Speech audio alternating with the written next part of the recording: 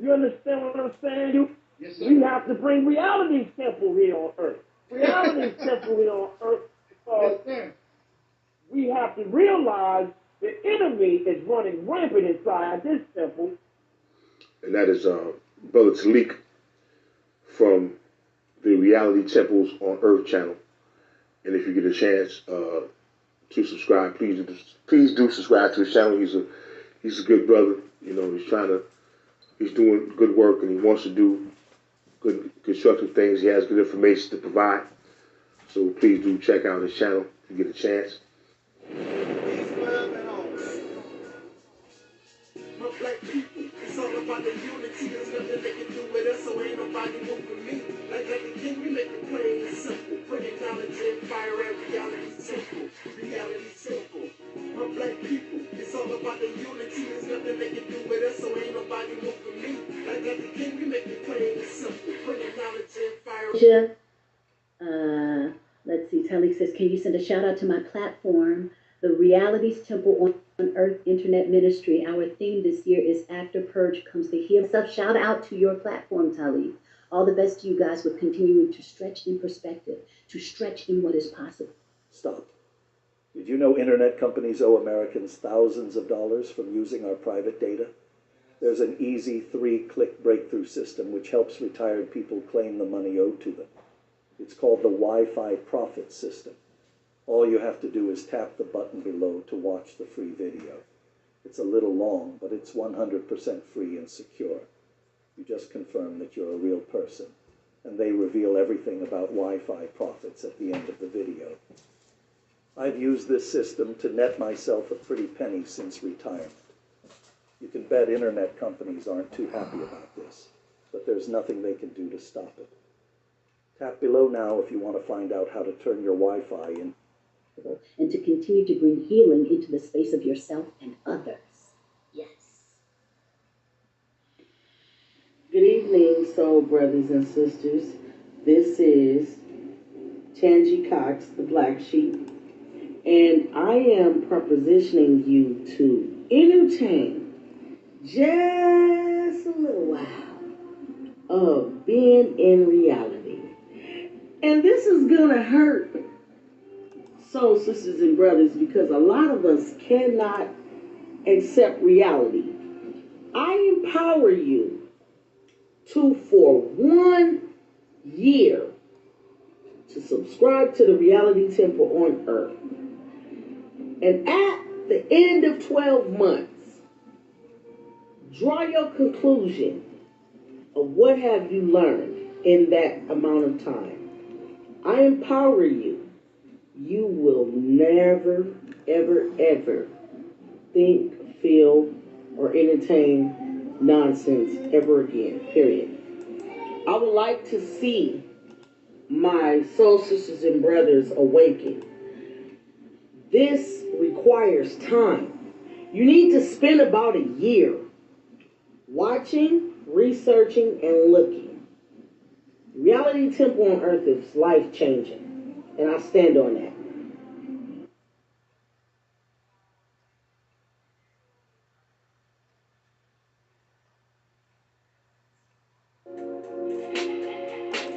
Everybody who is black and interested in black people, let us sit down and find out how we can get together in one direction against one enemy and accomplish this job overnight. When soul singer and black activist Sam Cooke wrote the lyrics to his song, A Change Is Gonna Come, it was very direct and to the point. With some changes to it, the song was still digestible. In the year 2019, black folks continue to go through the change rather than direct the change. A community activist named Taalik Ibn'rad has made an appeal similar to what Sam Cooke was asking for. A change. It's said that the meek shall inherit the earth. We ask when. When will the landlords give the meek a free lease? Mr. Ibn'rad is humbly asking for the state of Mississippi.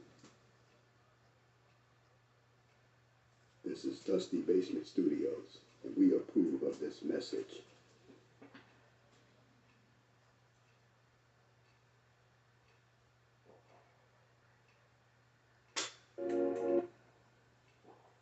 The Mississippi campaign represents everything that you claim that you want.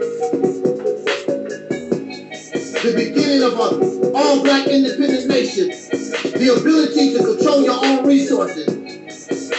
Your politics. The law. Be able to do your own thing for a change. Create an economy. Create and produce goods that Africa or anybody on the planet would want. You think you don't want to do nothing. 3 hours talking about the Mississippi campaign.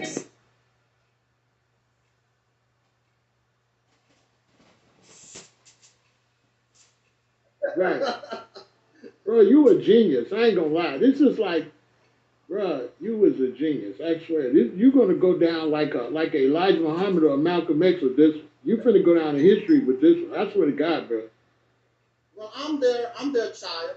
You know, we all their children. Yeah, but bro, you know, you your own, you different, bro. I mean, to think of that. I mean, bro, this is genius. Like, I don't just say stuff just to be saying it. Like, I swear to God, bro, you are really on something to come up with this. I don't know how you came up with this, but this is. How did you come up with that? Throughout the history of the United States, the construct of racism was created specifically to oppress black people, to try to suppress our determination to achieve liberation. Like Angela Davis said, it's built into the system. Nowadays I can't believe what's going on in front of me. I don't want to watch TV and find another casualty. I don't want to read the news. My heart's already black and blue.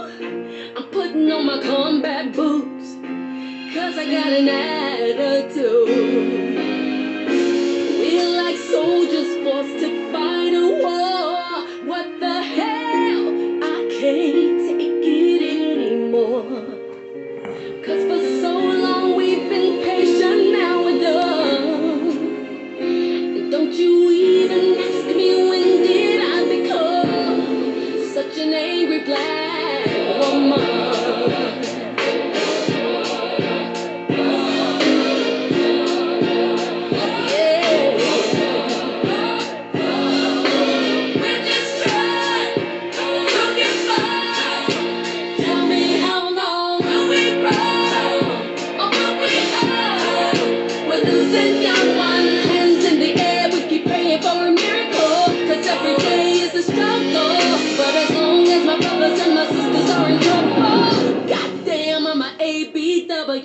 We can't successfully put an end to racial discrimination until we change the entire system. We've been trying to keep the peace 50 years since Martin King. Some don't like me for who I am, but I love my melanin. Another future college grad sleeping in a body bag. Mother screaming out her lungs, she never gonna see her son. We're like soldiers forced to fight a war. What the hell? I can't take it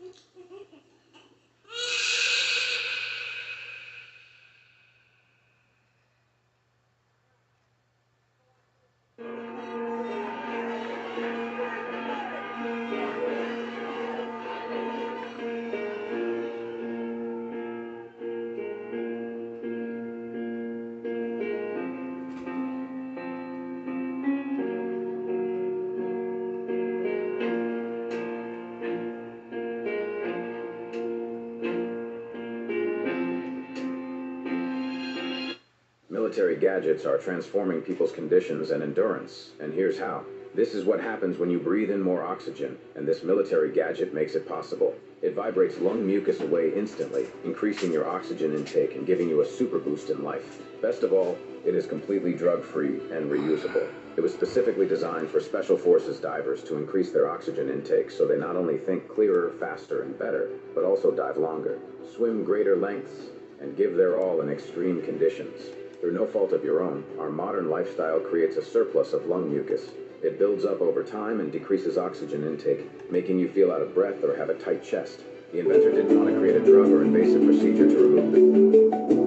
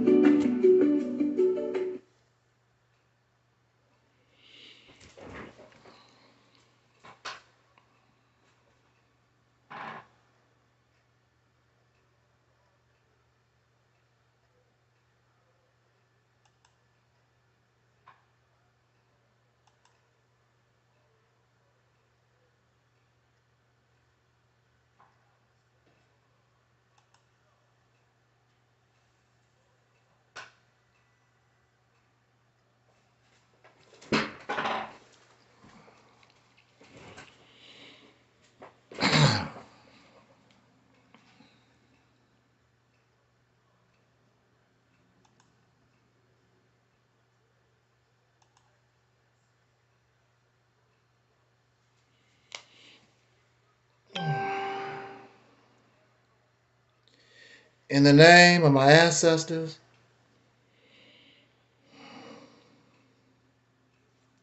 peace forever and always, and welcome to another spontaneous broadcast of what we call the Realities Temple on Earth Internet Ministry. I am the gatekeeper, host of this program, known here on social media as the mighty Angel Snub 7. I am your soul brother, number one.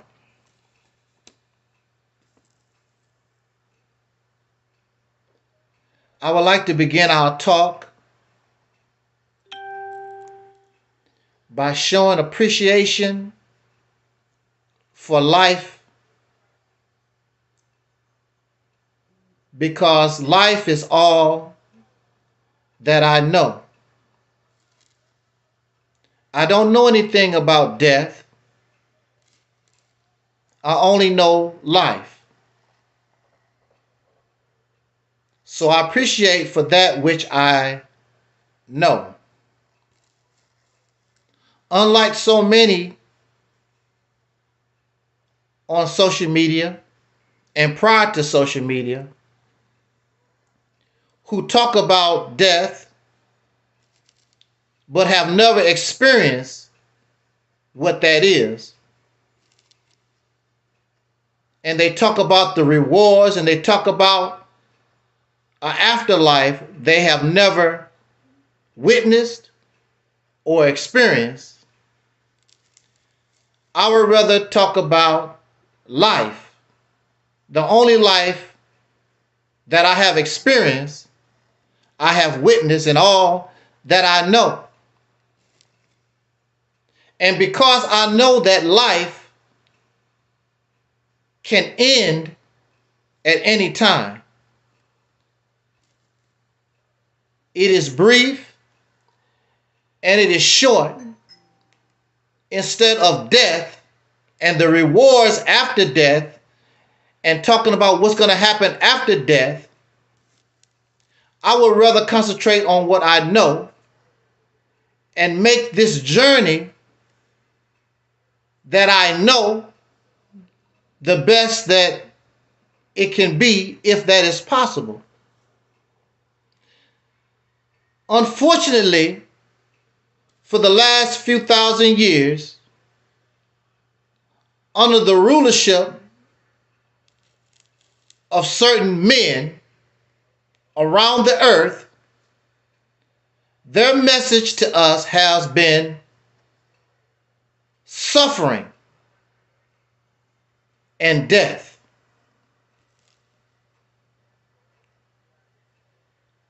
So since we suffer death, and since we suffer in horrid condition, there are many who look forward to death because they know what they know as in life, it is over. So maybe the next life, maybe what is after death will be better. But they don't know that. You would think one would concentrate on fighting for your life instead of fighting for your death. So here we are talking on a Sunday morning, and the pastors and the preachers and those who are in the synagogues and the mosque all over this country and around the earth, the people are going to celebrate death instead of life. What I'm going to do after I die, what's going to happen after this life, because they are living in an environment of death and they cannot enjoy their life. But instead of fighting for their life, they'd rather go pray and do nothing. They'd rather go sing and do nothing. And they'd rather hope and do nothing. And hope that death is better than life. So these are the death worshipers. These are those who love death, the unknown, and they worship death. That's why they are spiritual. That's why they glorify death, because they have actually given up on life. But yet and still, they tell us that our God and our spirituality represents life and life more abundantly. But while you are alive and the only thing we know is of life, that is not celebrated. That is not embraced. That is not valued. We wait until we die. So I'm going to die, turn into a ball of gas, or turn into a ball of light and fly into the universe, or I'm going to go into another dimension. These things that we do not know. I don't want to know because I've given up on my life. I know it's something better on the other side, a side that we have never experienced. I don't understand that concept, but I understand why you are like that, because for the last few thousand years, we've been under the management of those who use death as a control mechanism to control life itself.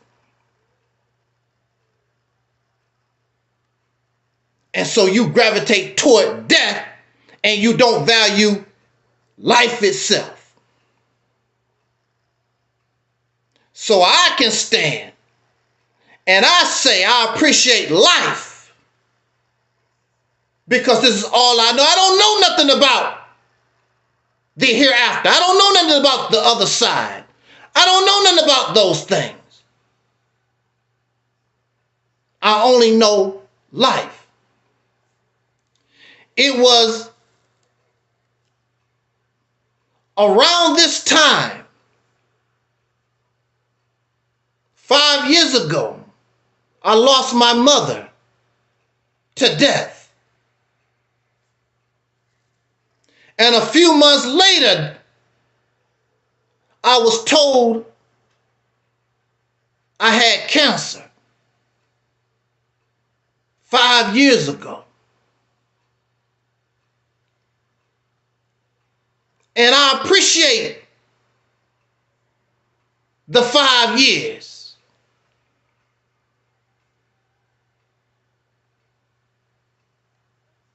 I appreciate it because this is all I know. I don't know anything about death. Our great brother, Dr. Martin Luther King, said on a few occasions, like any man, I want to live a long life. Longevity has its place. It's all we know. Every little insect fight for their life. We're the only ones programmed. We won't fight for life. We actually fight for death. Because we have been told that there's another life that we can mess up after this one. Like going from a job to job. I don't have to worry. I can always find another job. So people that believe they can find another job, they don't really trip off being fired because I can get me another job. And so you don't value life and you don't take life serious because I got another one coming. Now, we can see you when you go from one job to another. We don't see you going from one life to another. I have yet to see that. But that's what we believe. So I can mess up this life. I don't have to appreciate this life. I'm glad that I'm alive because this is all that I know. So I appreciate the honor and the opportunity to be able to talk to you today. Being alive, because this is all that I know. And once this is gone, I don't expect another.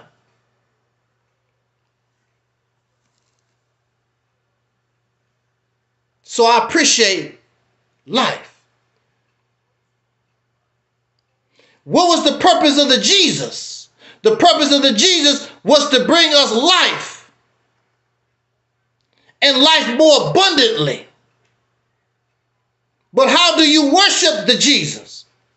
They worship the Jesus by celebrating the death, not the life. Not concentrating on those things that make you a better human being, that make you alive. They concentrate on the death. And they hang death in the church with the figure of a man on a cross with his hands nailed to the cross and blood coming out of his wounds, and he's looking sad. That's how they celebrate life, by using symbols of death. And they make excuses for having a foul life because I'm going to get another one to mess up on the other side.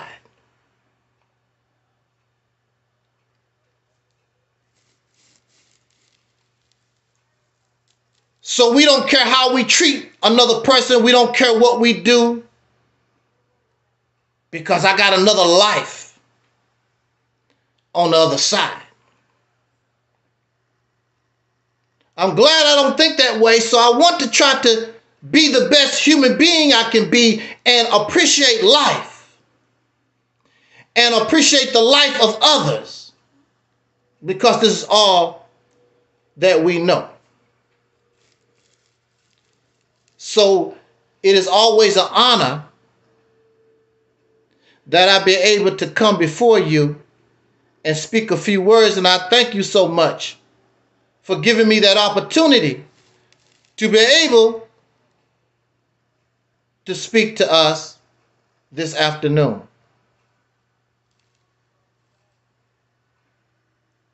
I thank you so much.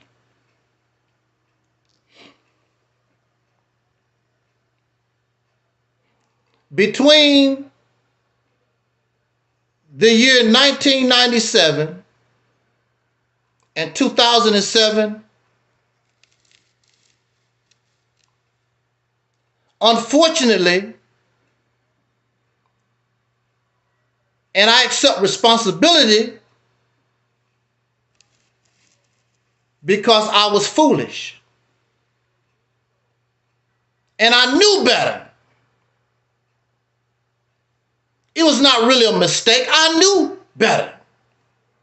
Like many of us, we say and we do things and we know better, but we do it anyway. Because I don't care. You really do care. But you say, I don't care.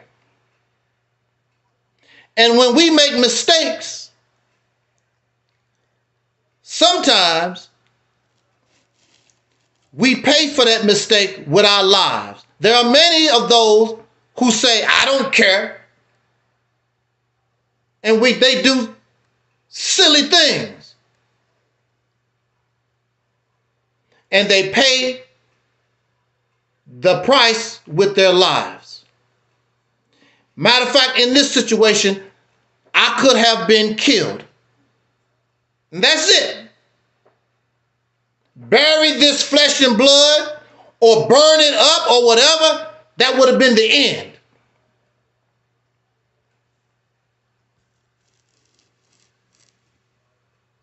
I was given an opportunity to live, but I'm going to pay a heavy, heavy price for being a fool, for being silly, for I don't care.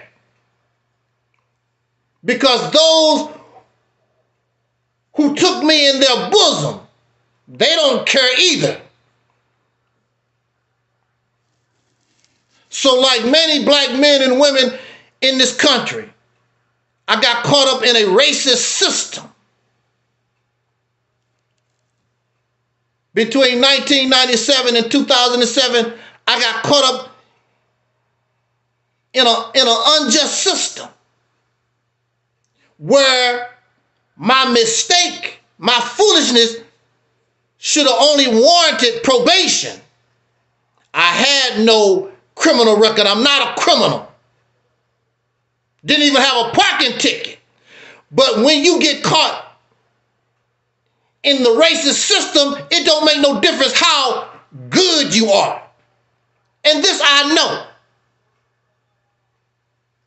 Emmett Till didn't have a criminal record. As far as I know, Sean Bell didn't have a criminal record. A lot of our brothers and sisters didn't have criminal records and end up unalived. That's what they say on the internet now, unalived.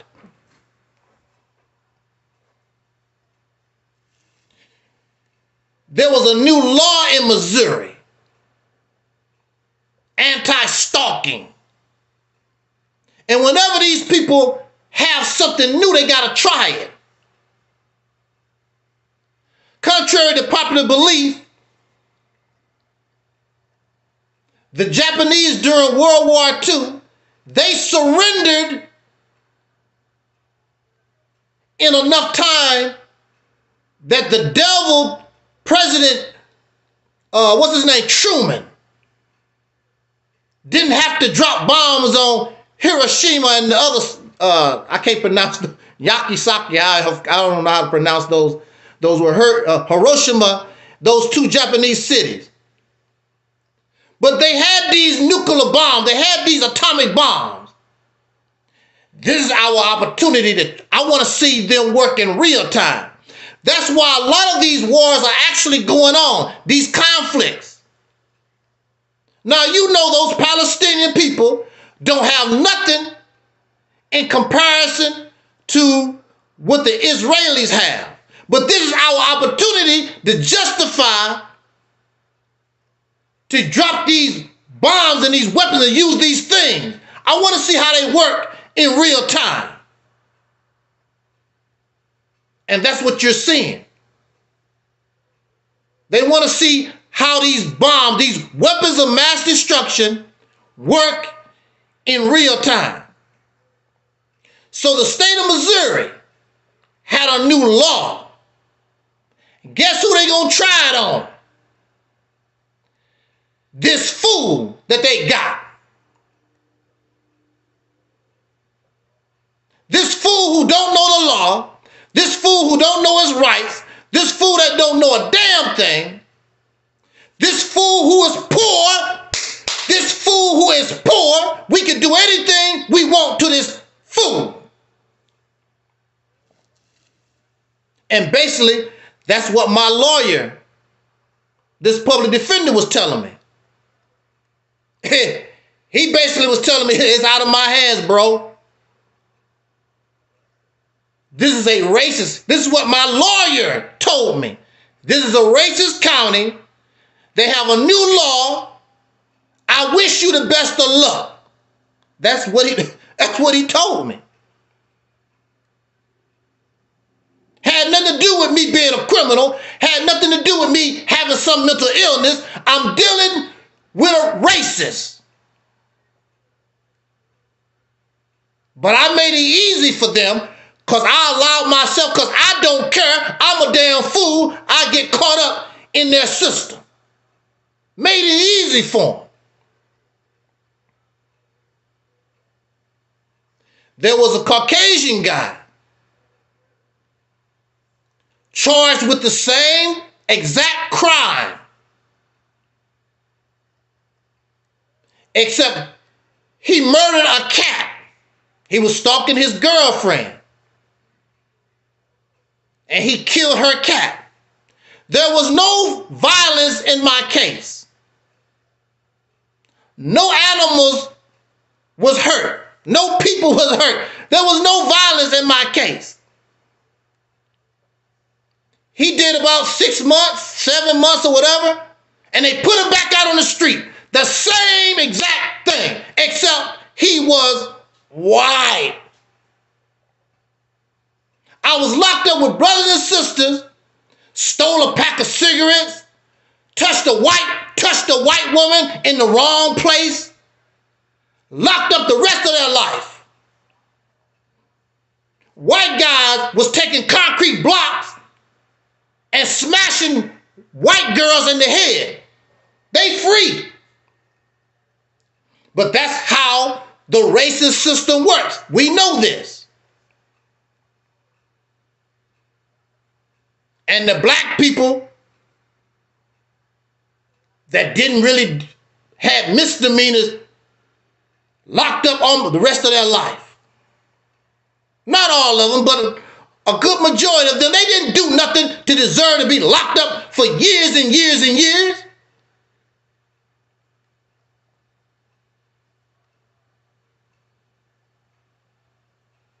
But this is what happens when you are a fool. This is what happens when you're a fool, when you don't care. And you don't take life seriously. I don't care. I bet you do now. I bet you're going to start caring. I saw people who committed murder. They can take life. But when they was told you're going to be here the rest of your life, they start crying and sniggling and whimpering.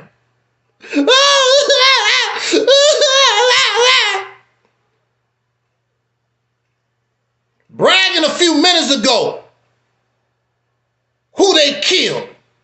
I shot that so-and-so down and I blah, blah. Then I stumped them in the head. They crying like a baby now. But you commit murder. You can take life, you can dish it out, but you can't take it. I was living with guys that came to me and told me they was raped in that place. I didn't even know. For some reason, they came to me and wanted to tell me. When I first got here, I got raped in the bathroom. It was a big guy in there. They call him the gorilla.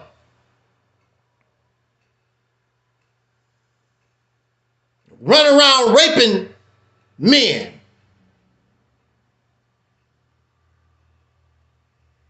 big guy, military guy. He's the boss. He wasn't gonna boss me. You weren't gonna rape me either. But don't think these people don't try. So you gotta watch your back. You're in an environment of death.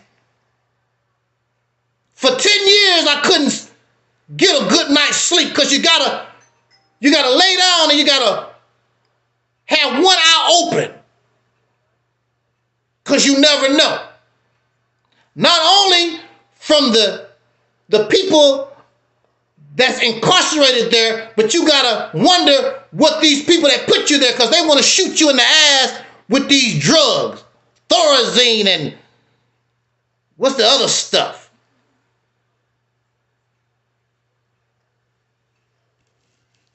Couldn't sleep for 10 years.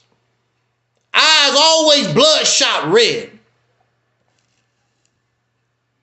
People laughing at you because you was a damn fool to get caught up in there anyway. They laughing at you. You gonna die here. And they point at the graveyard where you want to be buried at.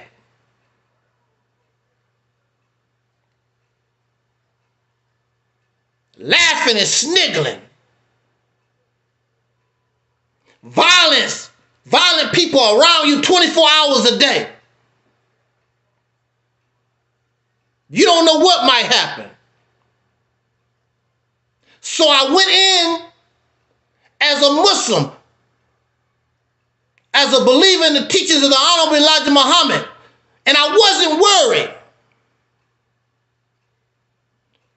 Because all my life, all I ever done was try to be a good person, a good Muslim, a good Christian.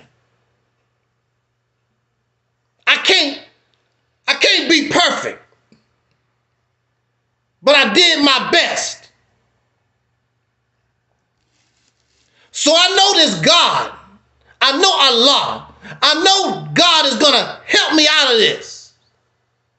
I know.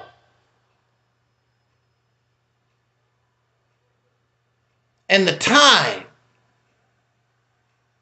start passing. 6 months, a year, year and a half, 2 years, 2 years, 2.5. And I'm like, oh Allah, where are you? I was a fool. I don't deserve this.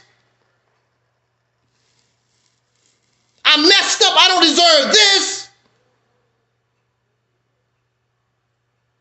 God made the heavens and the earth. That's what I was told. If God can make the heavens and the earth, and God has all this power, you mean to tell me you can't get me out of this? 3 years, 4 years.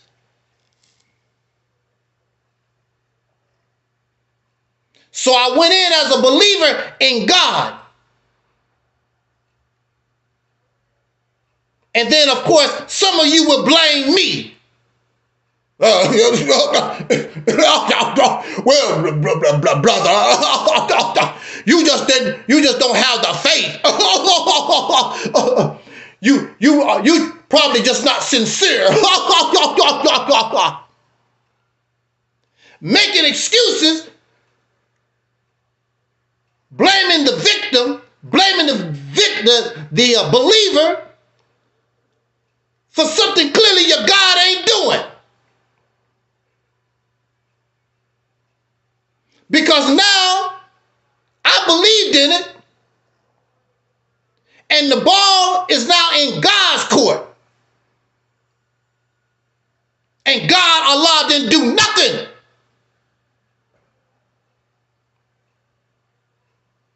You gonna blame me because God didn't do nothing. Well, brother, you gotta, they just keep coming excuse after excuse. God does things in his own time and blah, blah. No, because God ain't gonna do a damn thing. And I began to realize they lied to me. Maybe not on purpose, but you lied to me. When I was in the Baptist church, you lied to me about God. When I joined Islam, you lied to me about God. You're liars. And I believed in the lie because I never saw God. God never talked to me.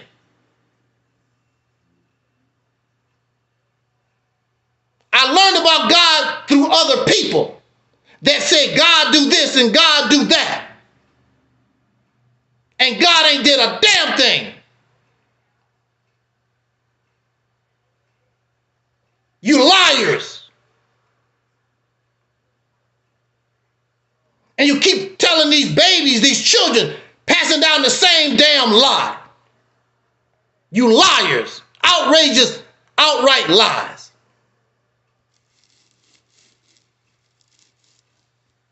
And I look like a fool. Because this God never was going to do a damn thing for me.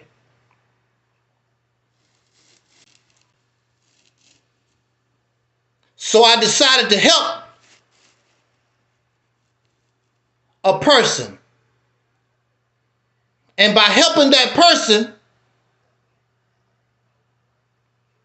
who directed me and guided me towards the legal system, the law books, where I would get the right knowledge. Soon as I began to get the right knowledge was not reading the Quran. The right knowledge was reading the Missouri statutes, the federal statutes, learning how to file the paperwork myself because my lawyers wasn't going to do it for me. But when I file it myself, they have no choice, but they have to represent me because it's been filed. But they know that you don't know how to do that. People take advantage of your ignorance. And that's why a lot of us are in trouble right now. Somebody is taking advantage of our ignorance because we don't know. I was a child. Somebody told me about God, taking advantage of my ignorance because I don't know. And I trust the person that's telling me about God, about the devil, about the demons and the spirits. I didn't think these people would lie to me, but now I understand that I'm surrounded by people who are liars. Some of them are sincere. They believe the lie. Then there are some people who know it's a lie. They use that lie to their advantage. It's an advantage to tell the lie if I'm a preacher. So you can put your dimes and your dollars and take care of me. For preaching every Sunday the lie. So it's a benefit to me. Liars. So this thing changed me. This experience changed me. And if your God said that he or she knows everything, then you don't blame me. You need to blame the God because the God already know. The God already know what's going to happen to me before it happened. That's your teaching. Unless you are a liar. You said that nothing happens without God's permission. So whatever I am, don't get angry at me, get angry at God. Because God already knew. But you don't really believe your own teachings. I am a product of God. The devil is a product of God. You said that everything in the creation God created, so God created me, God created the devil. So if you're going to blame somebody for anything, you need to blame God, but you're not going to do it. Why? You don't believe your own teachings. But what you expect from people who are liars, You are a liar. You're liars. I'm sitting in this place and I'm watching people die. I'm watching people get put on a gurney and their lifeless body get zipped up on body bags going out. And then they point at me. You next. You next. This is the type of stress, this is the type of environment that I'm in. Walking in the valley of the shadow of death.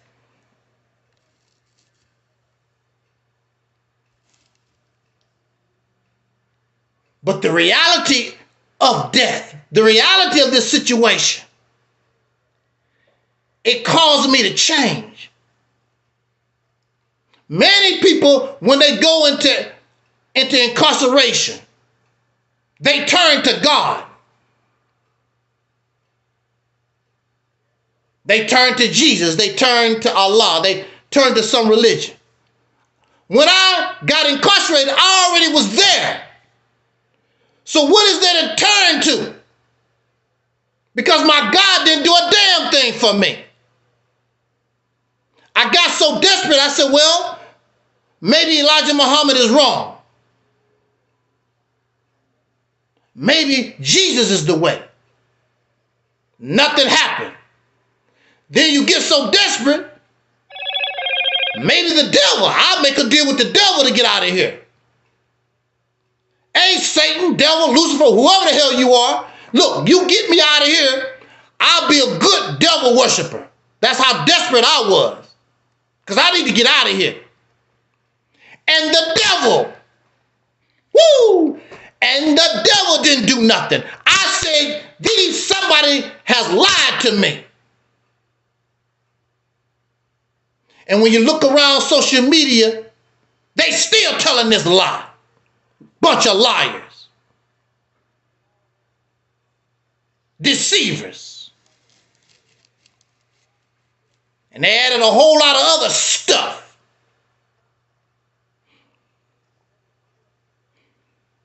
I was blackity black, pro-black. And I reached out to the blackity black, pro-black, whatever community. And I wrote letters to the NAACP and the Urban League and black lawyers and whoever. They don't even reply. They don't even write you a letter and say, I'm sorry, I can't help you. Gave 9 years to the Nation of Islam. Oh, well, brother, that's what happened to you when you turn your back on Allah. What? These are the type of people you're dealing with. They glad because you turn your back on Allah. They glad something bad has happened to you. These are the peace lovers. The peace lovers want you to die and suffer and horrible things happen to you in your life because you don't believe in Jesus. You don't believe in Allah. You don't believe in you a Pan-African or a Native American Indian or whatever that all this. You are Moor, an Israelite. They hope that something bad happened to you. But they love you. Oh, but God loves you now. These hypocrites, these liars, these fakes and these frauds.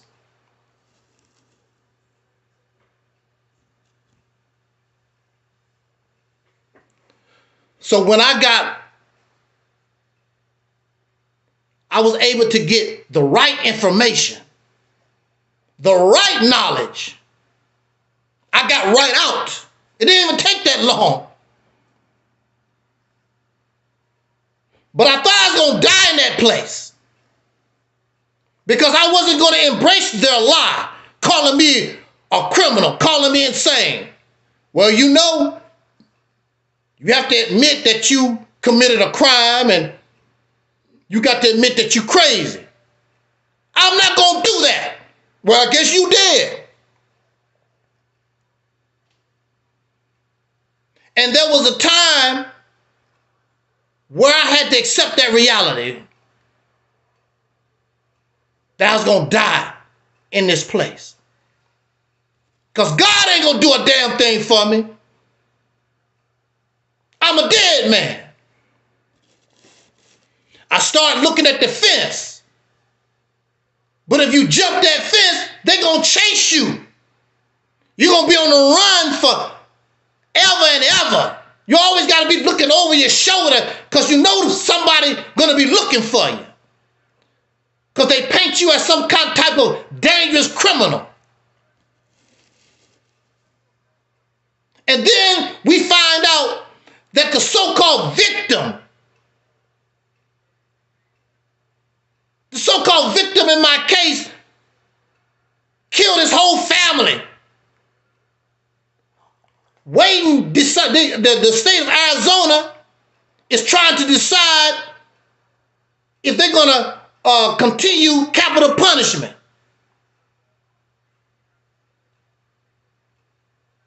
I didn't have a criminal record prior, and once I get out, I still don't have a criminal record.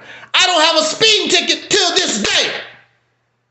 But that's what happens when you're dealing with racists and liars.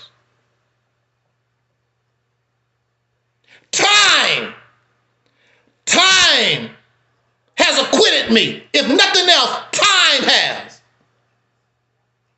I've never tried to hurt nobody in my whole entire life. Matter of fact, the majority of the time, I was running from somebody. Somebody was bullying me. I was scared of somebody. Now I'm a criminal. You dangerous. And the one they protected sit around and murdered his whole family. But this is the type of madness. This is the type of situation. This is the type of stuff y'all don't want to fight against. I'm not the only one. Who knows how many people who have suffered unjust, who knows how many are innocent people who are laying up because of racist ass folks right now. Some of our freedom fighters, they don't talk about them. I'm going to fight for my people. Your people don't do nothing. You're laying up somewhere in one of these federal institutions and your people don't give a damn about you, but I'm fighting for my people. They don't put nothing on your books. And you rotting in some jail. Not because you're a criminal, because you were just simply fighting for black people's rights. And black people don't give a damn about them. And then when I say, if we were able to take control of a state, we'd get our people, our freedom fighters, out of these places. These are the same people that talk about, I love black folks. Well, what about the black folks that actually done the work? Our political prisoners. You don't talk about them at all. Talk about snow bunnies and other foolishness. Snow bunnies and what you gonna do with your penis and how I play with my putty tat. That's where your mind. This type of talk come from the revolutionaries. I can guarantee you our political prisoners that's locked up, that's not where their mindset, because they was in it for real. All this other social media garbage is a front. When I was locked up, that's real. When you got a bullet, a gun to your head, that's real. When you suffering, that's real. You can listen to all these idiots because you're not real and they're not real. You're comfortable living your life with the things that the pecker will give you. That's why they don't like me. I think about those. There are people who are alive in prison that fought for us, Black Americans. And you forget them. I have not forgotten them.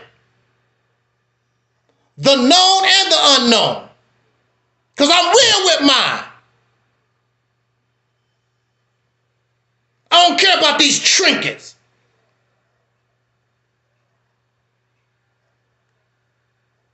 You care about your trinkets. People suffered the Montgomery boycott. People suffered for years for that movement. Some of them was murdered. Dr. King's house was firebombed. But that's realism. You haven't suffered none of that. You haven't faced none of that.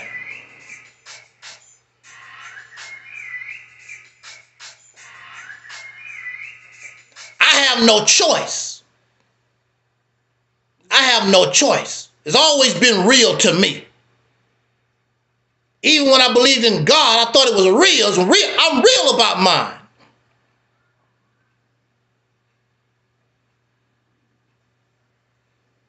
So then I get myself free. God didn't do a damn thing. I read books for hours and hours and hours. And I learned the language of the courts. And I would sit at the window with tears in my eyes. I'm going to die in here. But when the real revelation came, I saw the light. I stopped seeing death. I stopped seeing the darkness. I started seeing the light. And the thoughts of suicide. I stopped having thoughts of suicide. How am I going to do this? I can't stay here. I got to go. But when the light came, the real light, it didn't move fast, but you could see it moving. Couldn't promise you nothing, but it gave you a real way. And so the walls start falling down. And the people that was laughing stopped laughing. I'm not going to get deep into the story because those who follow the channel, you know. And then the sickening thing about it, God didn't help me. The black community didn't help me. So I don't owe the black community a damn thing. I don't owe pro-blackness nothing. I don't owe God nothing. I don't owe blackity black, Pat African. I don't owe none of you suckers nothing. Because none of you helped me. The thing is, when I got myself out, here come the leeches. Will you give to the church? Will you give to the NAACP? Will you help the Urban League? Do you want to join the nation? Woo! Boy, do you want to join the Nation of Islam again? Brother, you need to come back. What did Allah do for Malcolm X? Broad daylight. Suckers shot this man down. Where was Allah? Allah didn't do nothing. What did Allah do for his family? Didn't do nothing. Where is this God? Where's Allah? Where's all this stuff? Where is God? I'm pretty sure our political freedom fighters laying up, waiting to die in prison. Where is God? Where is Allah? Where is all this stuff?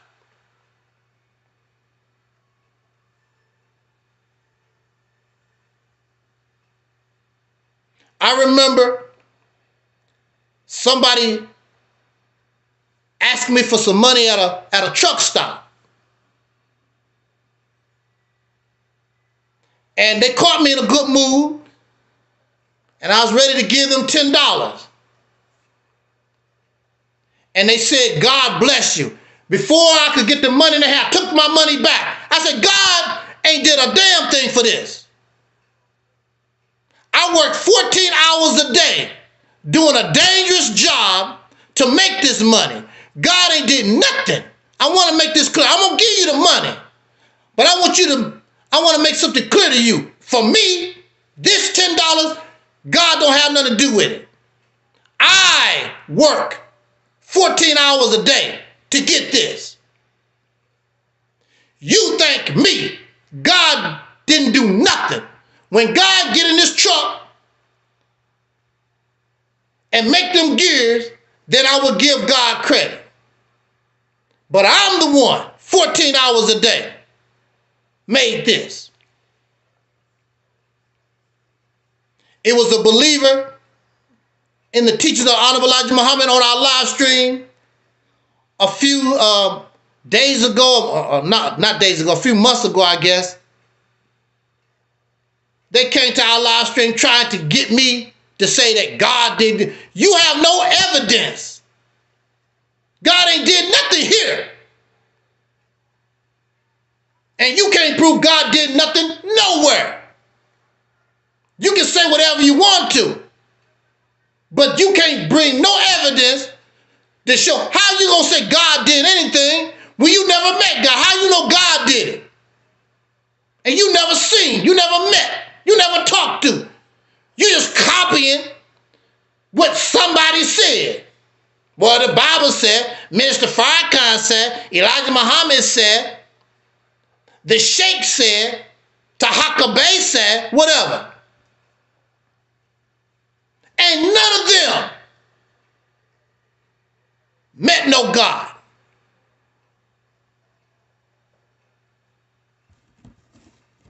We love lies, liars.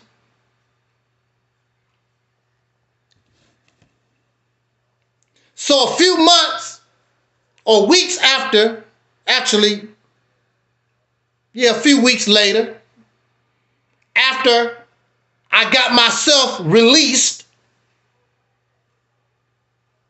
I discovered YouTube. And I did not go to YouTube wanting to make videos. I had nothing to say. I went to YouTube to listen to John Henry Clark and Malcolm X videos and Louis Farrakhan, and just to listen to stuff.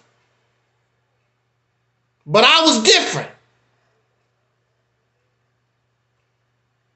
I wasn't the same person no more. When I listened to Farrakhan, it wasn't the same no more. I listened to Malcolm, it's not the same. I listened to John Henry Clark, I'm not the same person no more.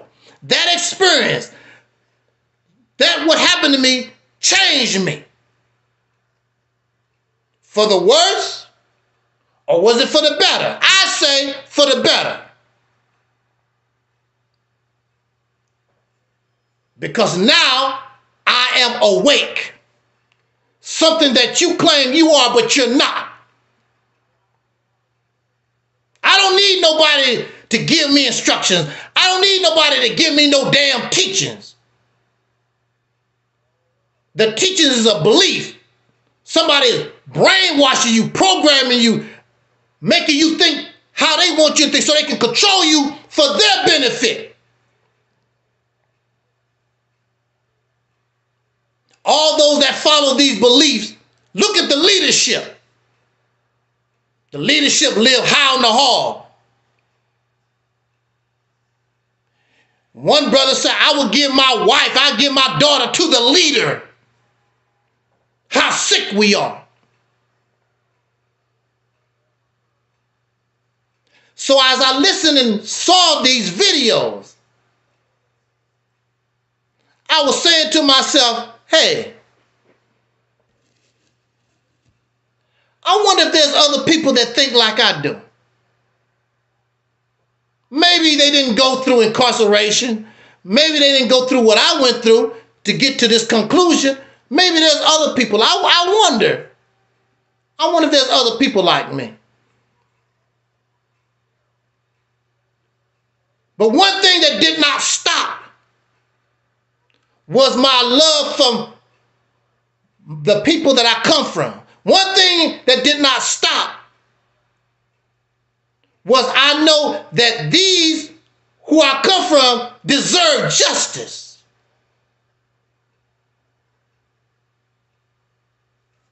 That never stopped.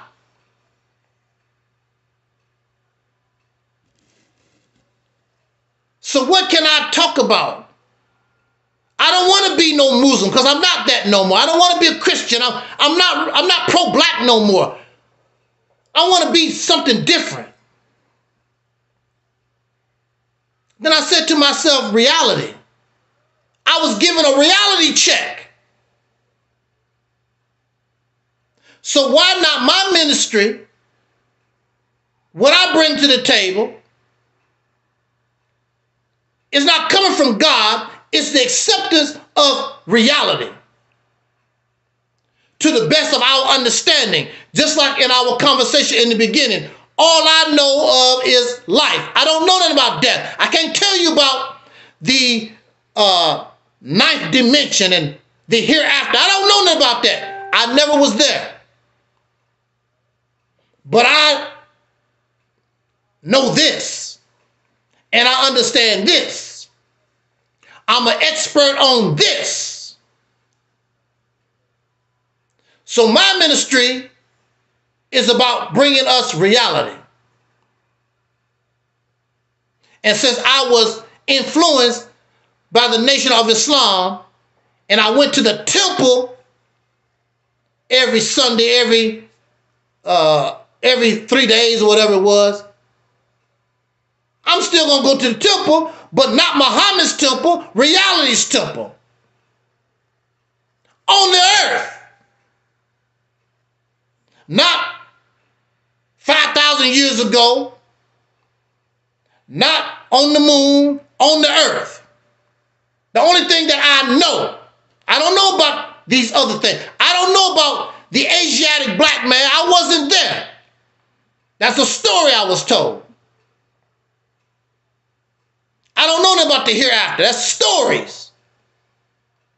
But I know this. I know I'm on the earth, what they call the earth. The reality, what I face, I know about the racism. I know about the sexism. I know about the child molestation. I know about the murder. I know about the reality of the life that I live here on the earth. And I know who caused it. And I know who's behind it. And it's just not the white man.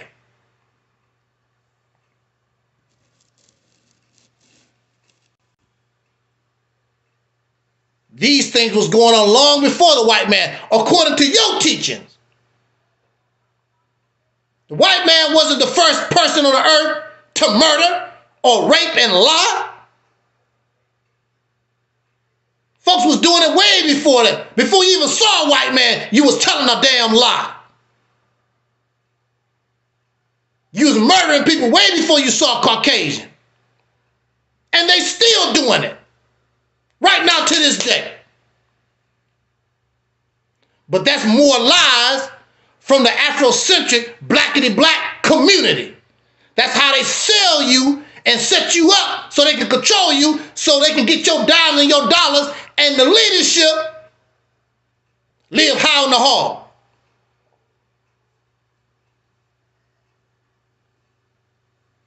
The leadership always live high on the hall. They always got to live good. There was a time when Louis Farrakhan said, I'm not going to ride in these luxury vehicles until we start making them. I guess I guess he couldn't wait. Because these folks not real. It sounds good. He couldn't wait.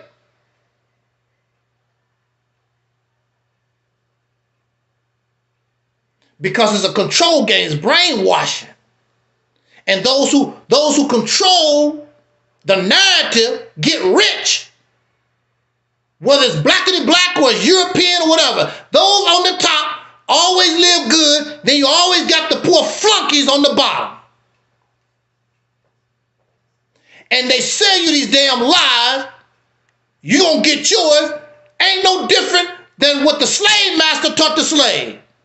Don't worry about the suffering. Don't worry about what you're going through. You're going to get yours in the hereafter. You're going to go to heaven. Same stuff. The blackity black sell the same line, except a different way of telling the story. It's a lie. So I thought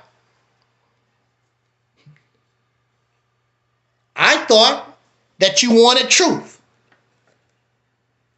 I thought people wanted the truth. I thought wrong.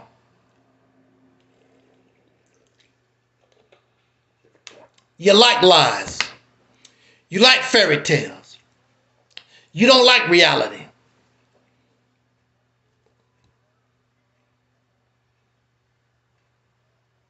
I've caught hell ever since I brought my channel, December of 2007, ever since I brought my thoughts, not come from God, not the Bible and the Quran, what Marcus Garvey said, what some Native American said 5,000. No, I'm a human being. I have my own thoughts. I have my own conclusions. I don't ask nobody to follow me. I ask you to be a teammate in doing something to make yourself better. I don't need your money. If I did, I'd tell you. I don't need you to take care of me. I thought you wanted truth. I thought you wanted to change the condition of us as a people. No, they don't. They want to keep pushing these lies. Outrageous lies. They don't want any truth. So I've been on here since December 2007. I've had some decent debates. I've had countless and numerous, thousands of back and forth with people in the chat rooms and blah, blah, blah. And with all humility, they know I won every debate. I won every debate till this day. You cannot do nothing with reality. This is reality. How the hell you gonna debate? How you gonna win against reality? I don't have to believe in nothing. I don't have to try to go out my way to prove nothing. It's quite obvious because it's our life every day. I don't have to run around and put books behind me to make you think I'm smart. I don't have to say big words. I don't have to wear certain clothes to look intelligent. Like, I don't need all that. They do and you still lose. I've been studying this for 35. You've been studying wrong. You can study law for 35 years and still be wrong.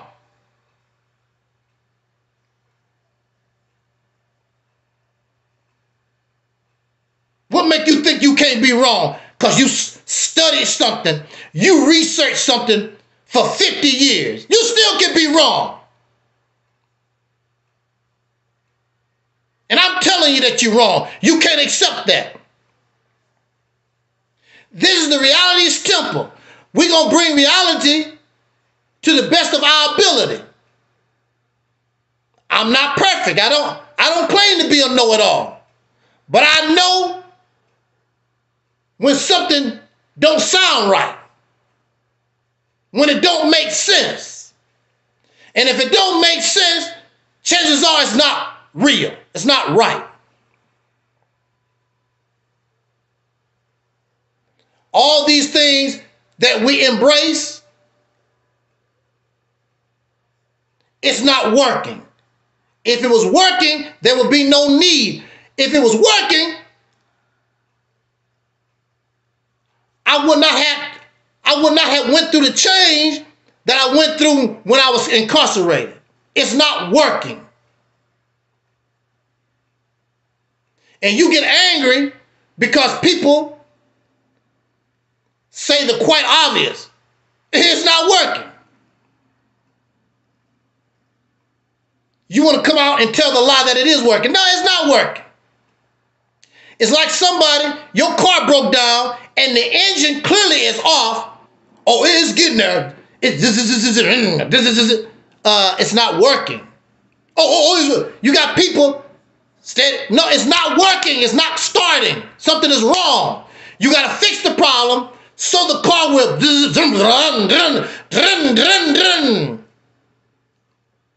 You're not getting a you're getting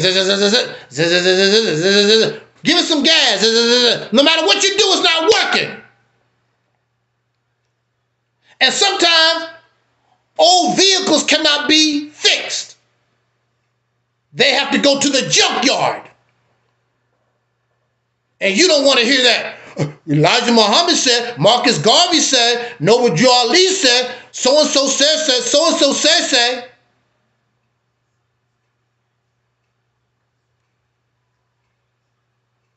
Outdated relics of the past go to museums.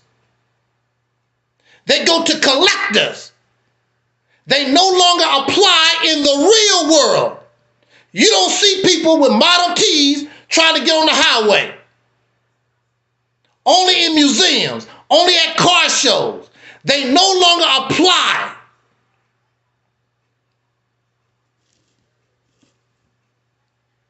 Muhammad Ali, as great as he was replaced with Mike Tyson. He no longer applies. He's still the greatest. We love Muhammad Ali. He no longer applies. And Muhammad Ali replaced somebody. He replaced Sonny Liston. That's life.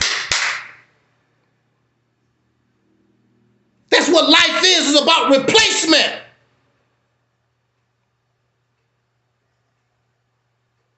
The tree that you see now is not the tree from 1,000 years ago. Maybe not. Trees live a pretty long time. Things change. But see, you have a slave mind. And since you have a slave mind, since things never changed on the slave plantation, you are set. Nothing's going to change. This the way it is. Because the slave was not able to change the condition. The slave master's life was always changing. Even to the point where they had to go to war with one another. But it don't make no difference. That's life. Things change. But if nothing changed for the slave. And you have a slave mentality. You have a slave mindset. It's not working. It's frustrating, but I understand your mind. When I was locked up, after I showed people that I could get myself free, they pretend, oh, that's what I want to. Help me get out of here, man. So I waste my time, draw up the papers. Only thing you got to do is sign it. I don't know if I thought you made me go through all this, get this paperwork together, and you don't even want to sign. I'm not even charging you. I should have charged your ass. At least I would have should have charged them. And that's the way you are. The same mindset. You pretend you won't change. You pretend you want better. The reality is you are comfortable right here where you at. With your fantasy and your fiction and all your baloney that you believe in. And your death wish and your death talking. You're comfortable in this.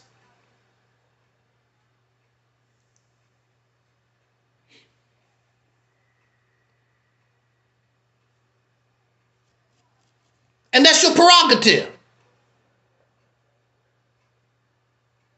My concern is with myself. Wasting my time with people that don't want nothing. So I came to the thoughts which always arise. Maybe I need to terminate this channel. Voluntarily. If I'm going to terminate this channel, this is the time to do it because nobody forcing me to do it. Oh, I messed with Angel. I made him take down. No, nobody can say that. Google's not messing with me like that. Actually, those things give me the energy, make me want to fight. But Google not messing with me like that. There's nobody that can say, oh, Angel took down his channel because I was on his head, bruh. I was on that Negro head. There's nobody that can say, oh, I drive him away from off of YouTube. I don't have the, as they say in religion, I don't have the spirit.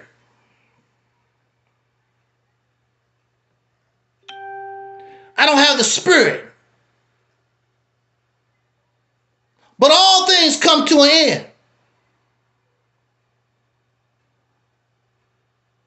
When I first came to YouTube, I'm probably the most prolific video maker ever.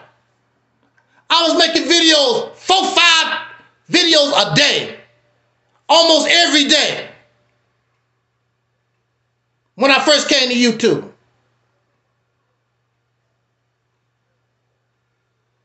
If Google didn't mess with my work, I would have thousands and thousands of videos. Constantly. Because I did not know really what to do. I know that what we got is not working. I know that. And I know that the mindset that we have has to change. I know that. But I didn't know what to do. But those who follow the channel, see, that's why Google destroyed. That's why these people want you destroyed, so that you cannot grow. You cannot grow into yourself, not into God, not into somebody that lived 5,000 years ago, or what Marcus Garvey, what Elijah Muhammad teach. No, you need to grow into yourself. You need to understand who you are and understand the situation that we're in so that you can get yourself out. And I use myself as an example because I discovered myself and I got myself out of that situation.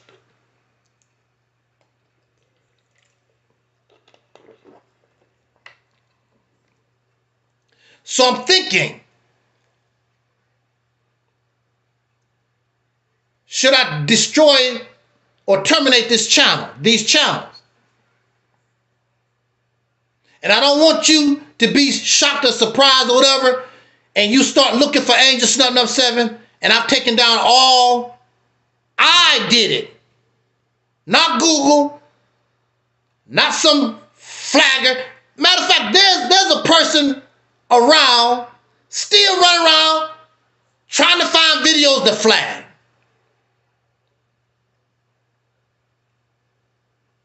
Three years ago, had a beef with this sucker. Three years ago. This shows you how sick people are. Ain't am thinking about you. So what you gonna flag? I take down all of it myself. Then what you gonna do? And I'm still gonna talk about God. I'm still going to talk about Pan-Africanism. I'm still going to talk about the Moorish Science Temple. I'm still going to talk about the Nation of Islam. I'll still be in the chat room tearing y'all ass up. Then what?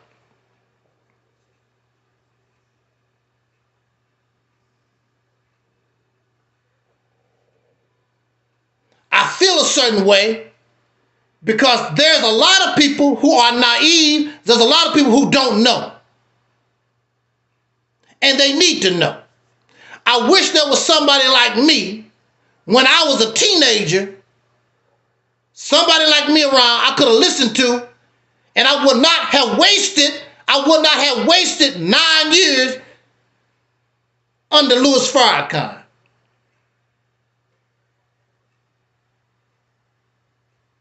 Whose organization ain't did a damn thing till this day. They ain't done nothing.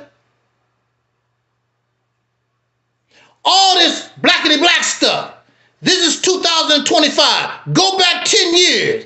What have they accomplished? What have they done? Nothing.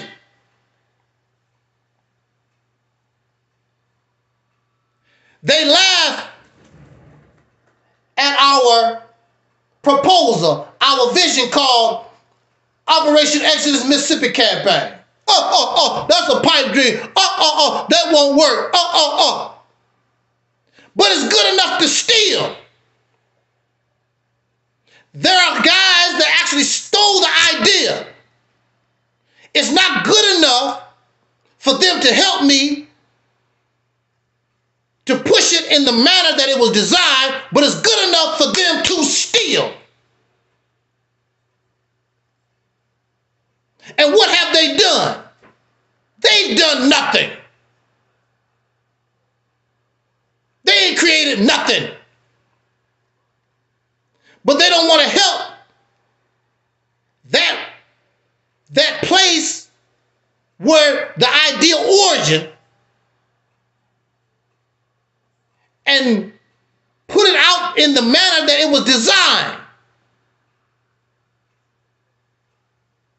Jealousy and envy. A bunch of idiots. Angel Snub 7 is a nobody, but they sit back in the clouds trying to find ways to flag and slander me and destroy my work. But I'm a nobody. Even Google, $1 billion company, I only get 10 views. I only have 10 subscribers. Google, $1 billion company, finding excuses, trying to find ways to destroy. Don't want my voice to be heard. You should think about those things. And those of you who know, you won't help. You don't do nothing. You want Angel Snub 7 to do all the work. You don't help. And you know. But I will say this in my conclusion.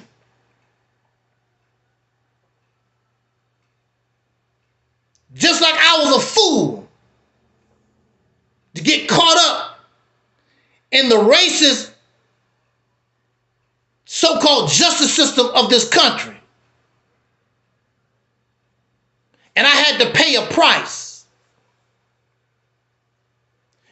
All of you, whether I take this channel down or leave it up or whatever,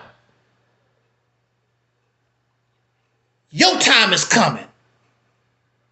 All your laughing and sniggling and your arrogant attitude, and you think you know it all and you bougie. You got a reality check coming. I'm being told that Donald Trump, in the next few years, you're going to get your reality check under his watch. We going to see. You need it. Let's see how Farrakhan helped you. Let's see how Umar Johnson and Tahaka Bay and listening to Sadnetta. We're going to see how all this stuff help your ass when things get real. Like it was real for me when I was incarcerated. Anybody can say anything when you living comfortable.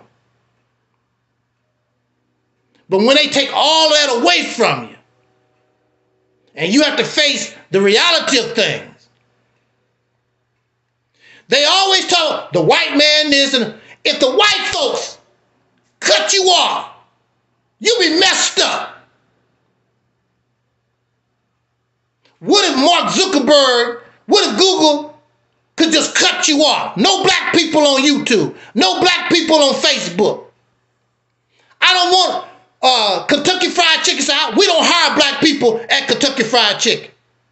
What if white folks was able to just start cutting all of you Negroes off? Then what you do?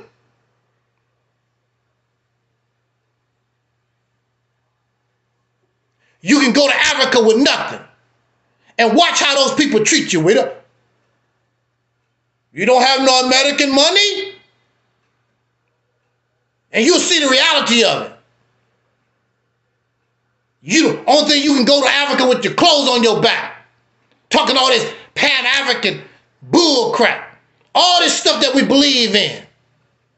How many of you ready to die and go to the hereafter, to the fifth dimension, turn into a ball of gas spirit and go fly out in the universe some damn where? You need a reality check.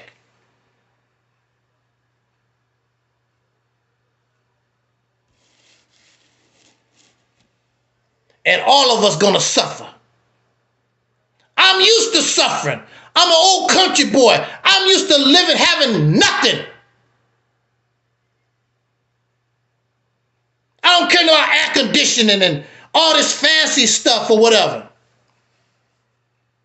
I already know how to live without it. We didn't have it when I was growing up. You comfortable. You need your air conditioning. You need your flavored water, and you're a vegetarian. I don't eat meat. I don't do. Believe me, when the right situation come down, you be happy for a pork chop. I don't eat no pork. Oh, your ass will eat pork and rat and raccoon or whatever you can get your hands on when you get hungry, but you're spoiled. And you're living comfortable. You can do that. But time's always changing. And I always say on this platform, if the right thing happened in the world, it'll give you a reality check.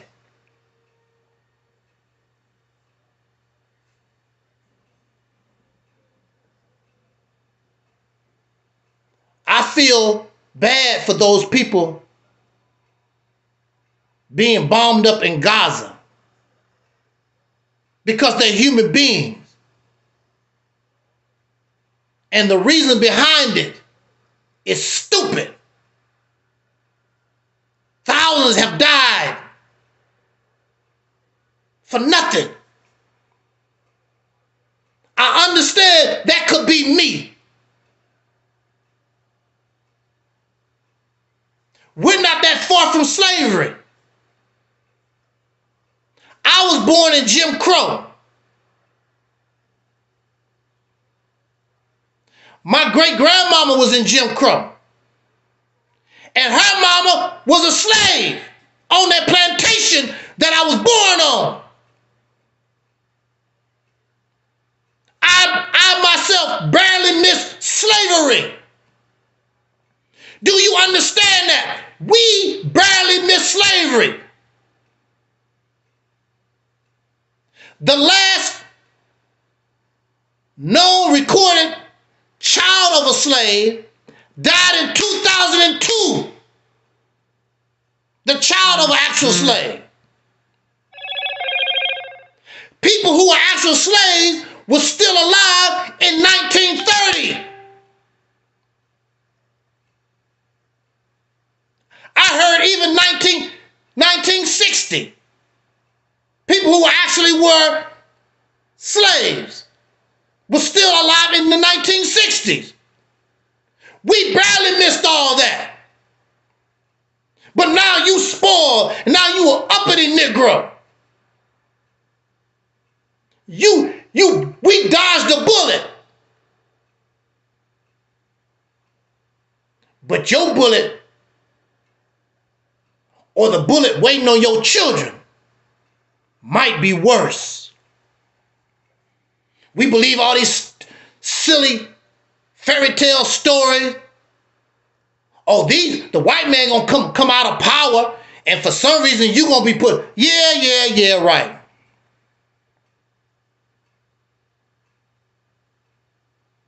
If all the white folks came out of power right now, you won't be the one. You won't come into power. The next strongest people will take their place, who will probably be worse than them. And you have not prepared and done nothing. You like the grasshopper that don't prepare for winter, but you laugh at the ants.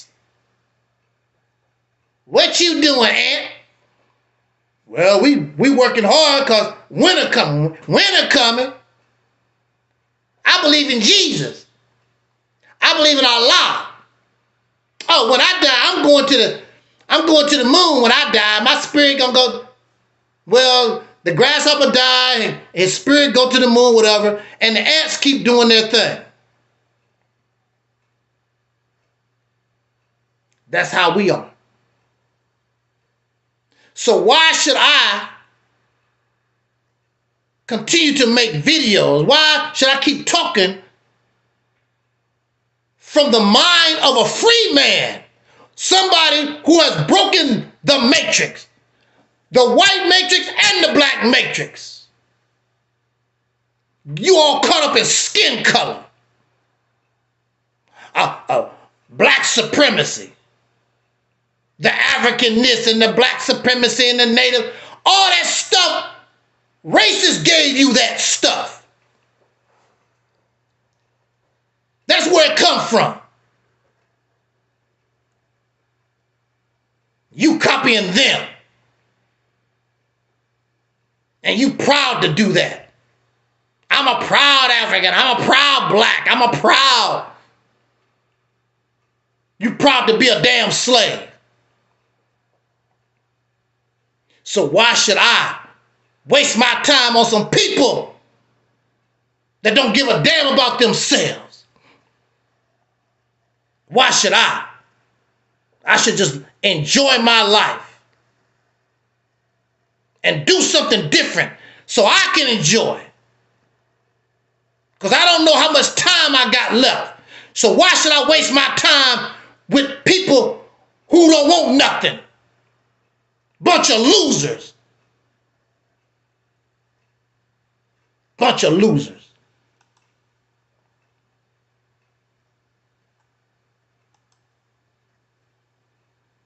Find something else to do. Even the scriptures say, God help those who help themselves. You smart. You know it all.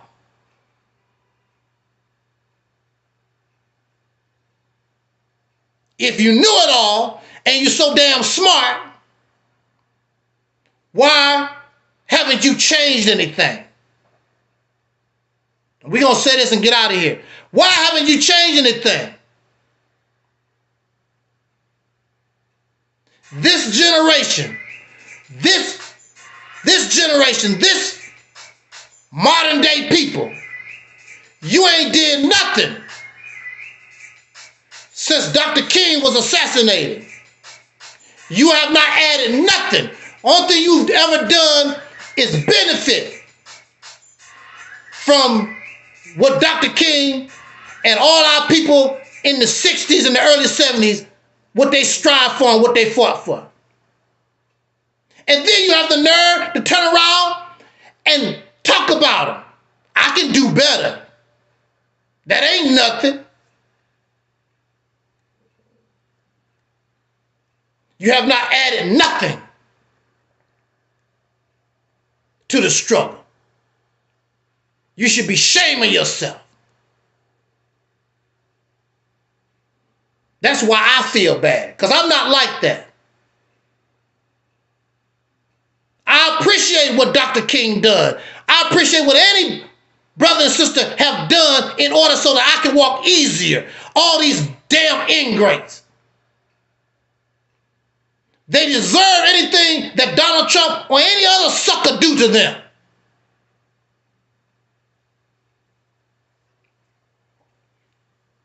You think your money, you think your education, you think Allah, you think Jesus gonna help you, gonna save you. So you need the reality check that you deserve. And we gonna see how much your money and Allah and Jesus and Prophet Muhammad and Noble Jew Ali and the Israelites, whatever that, all this stuff that you believe in, I want to see. Because it's going to be tested. Even the Quran said, do you think that you're going to believe and not be tested? The ultimate test coming for your azazes.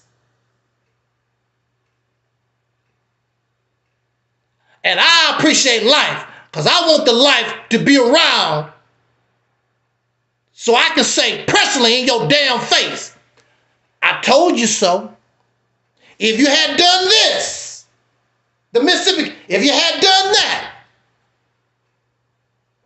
you'd be in a better place. But no, you sniggle. You want to laugh and giggle.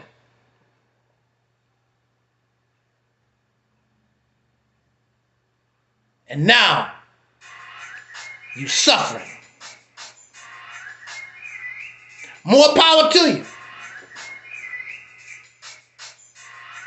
Again, I don't know whether or not I want to keep this channel up or not. Because if I'm going to take it down, this is the opportunity. This is the right time to do it. Nobody ran me off. Nobody Googled and messed with me. I voluntarily decided I'm done with it. I've done all I can. I cannot do no more. You can lead a horse to water, as they say. You can't make him drink. Keep doing it your way. And if your way is the same thing you've been doing for the last 10 years, you're done. I'll be glad when these people stop playing with you and give you the ass whooping that the Nation of Islam say that you're supposed to get. And they teach that, but they not ready for the ass whooping. The Nation of Islam is not ready for the ass whooping. They teach that.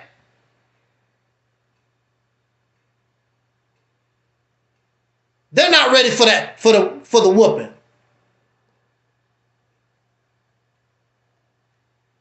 Your reality check is coming. On that note,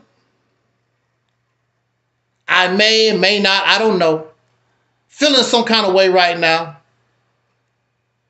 But shout out to those who have supported and listened to this this ministry for all these years. I thank you so much. We are simulcasting on the various Facebook channels. Right here, Reality's Temple on Earth Internet Ministry YouTube channel, Angel Snub 7 YouTube channel, and Reality's Temple on Earth YouTube channel. And then we post on Rumble and things of that nature, whatever. I appreciate it. I just wanted to rant, get this off my... I always go through this. Chances are nothing's going to change. Every few years or every 6 months or so, whatever, I go through this thing. I get upset and whatever. I'm going to take down my channel. I'm going to quit.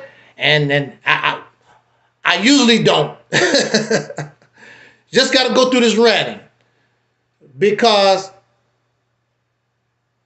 it's not fair that I silence myself when I know there's somebody out there waiting on this message. So why should I deny them that opportunity? I wish there was somebody like me. But now there is somebody like me. And I'm going to deny somebody that's waiting on somebody like me. Because as time goes on, people are going to start getting frustrated with all this do-nothing garbage. They're tired of it.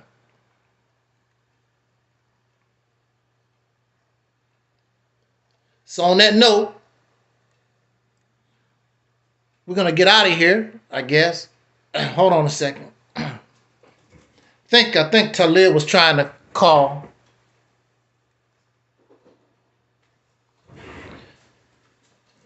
Hold on a second.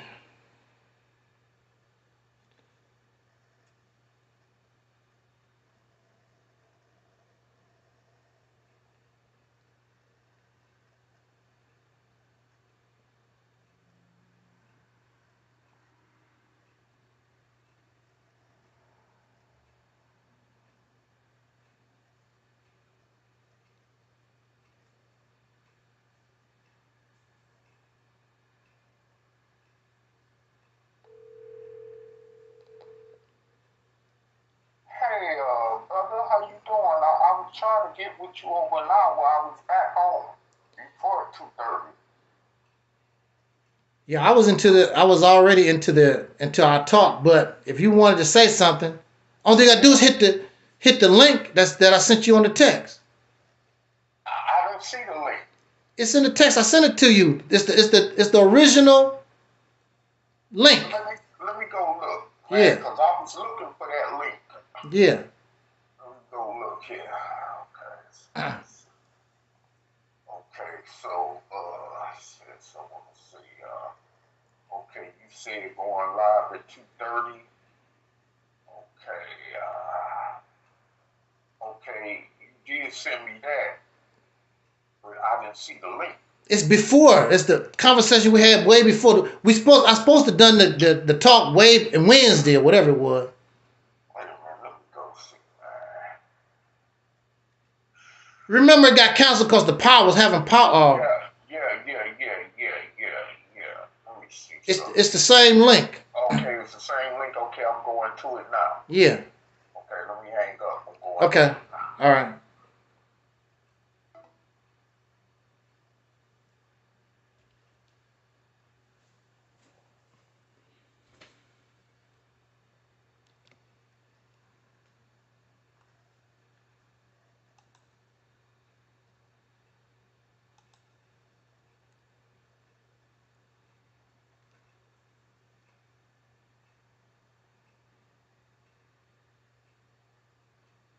Gonna wait here. I think Brother Taalik want to say something before we get out of here.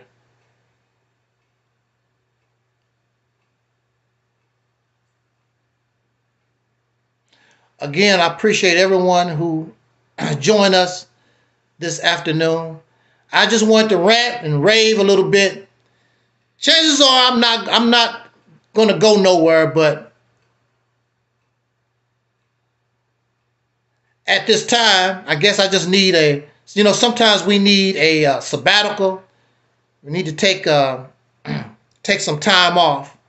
And I do have a project that I need to concentrate on and start.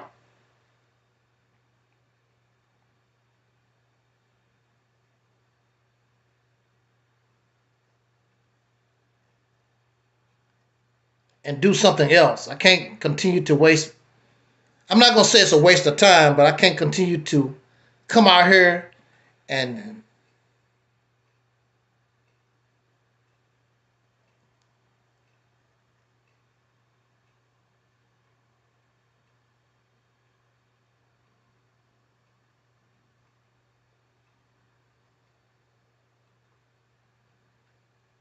okay, where is he at?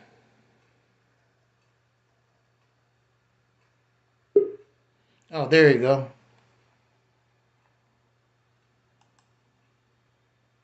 Okay. Yeah. How you doing, brother? I'm all right. Yeah. Did you listen to some of it? Some of the talk? Yeah, I seen some of it a little bit earlier on your live. Yeah. You had on, it was titled Soul Power or something like that. No. Yeah. No, Okay, that must have been a different one. No, we talking about, I was talking about taking this channel down. Okay. So that's a topic you want me to speak on? Yeah. Okay. Well, all I could say is I would assume why you would want to take down the channel, because you know you've been going through changes all these years with getting other channels took down for no apparent reason, and it's because of the type of truth that's spoken on the platform that people don't want to see materialize, nor do people want to see it get out to the public. You know, as far as what's being talked about on this platform. Mm-hmm. So that's definitely, I could definitely understand that clearly. And also too, you know, the truths we've been bringing them over the last few years since I've been on here with you. You know, I've seen that, you know, they don't appreciate no actual real uplifting truth like they claim to. Yes. So they'll do silly stuff like white people will do, or get your channel took down, report you. Yeah. You know, start telling all kind of lies and all that kind of stuff, you know.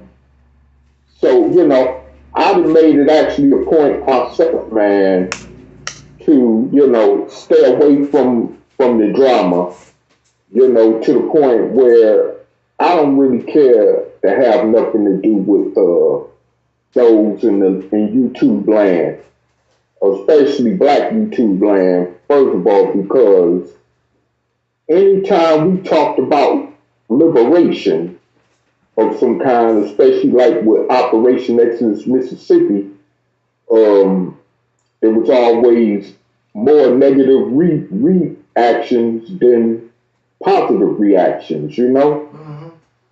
And so, my thing is that, to be honest, I've been done, you know, trying to uphold the job of trying to get truth out there. Because a lot of people just don't want to hear the truth, whether it's against them or not, you know, like the Quran say. So I don't, you know, want to be involved with people that's just going to have deaf ears where those such words fall on. And I don't want to have anything to do with people that's not serious about liberation, you know, because liberation is something that comes with work, real liberation, and the people don't want to do the work, you know, and so it's like, you know, people don't want to do nothing, so now here we go, you know, we finding ourselves faced with more worse circumstances than ever. We don't even know where the future of America lies at right now because of what's going on in this country. But yet, we want to sit back and simply be comfortable Negroes. You know, and maybe, you know, if they did, you know, push us back into segregation, you know, I hear a lot of black people saying they don't care. And, you know, I would say, you know, In a way, I don't care either, but at the same time, what are you going to have in place? You know, what are you going to have in place for that when they do come down to that? Because you know what came along with segregation and Jim Crow files, history tells us. So what are you going to do now if they do in this present current situation we are in, push us back into segregation? What you gonna do? Wait for them to push us back into slavery? You see? So this is the thing that I've gotten to where is I've unfortunately had to live to see the worstest of the worst amongst our generation of soul brothers and sisters. You know, who don't care about nothing. You know, you don't have no respect. You don't even, a lot of us don't even care how we present ourselves.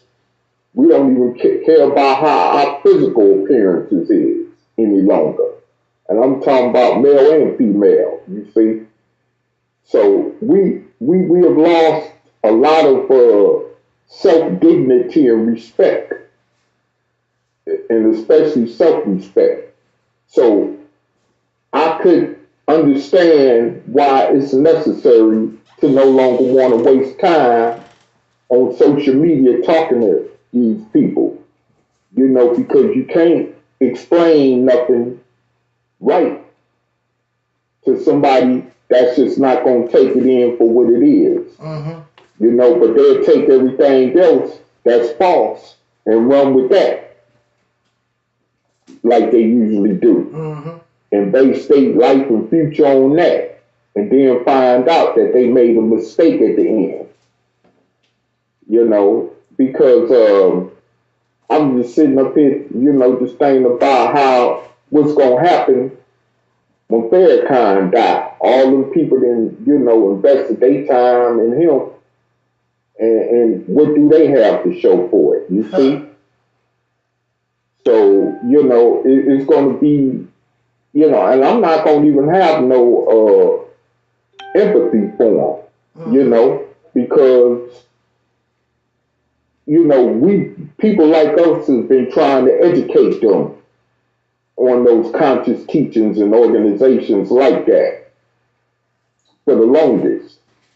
But yet we haters, you know, we slanderers. You know, we're what they call dysfunctional former members of the organization, you know? And all that kind of stuff, you know what I'm saying?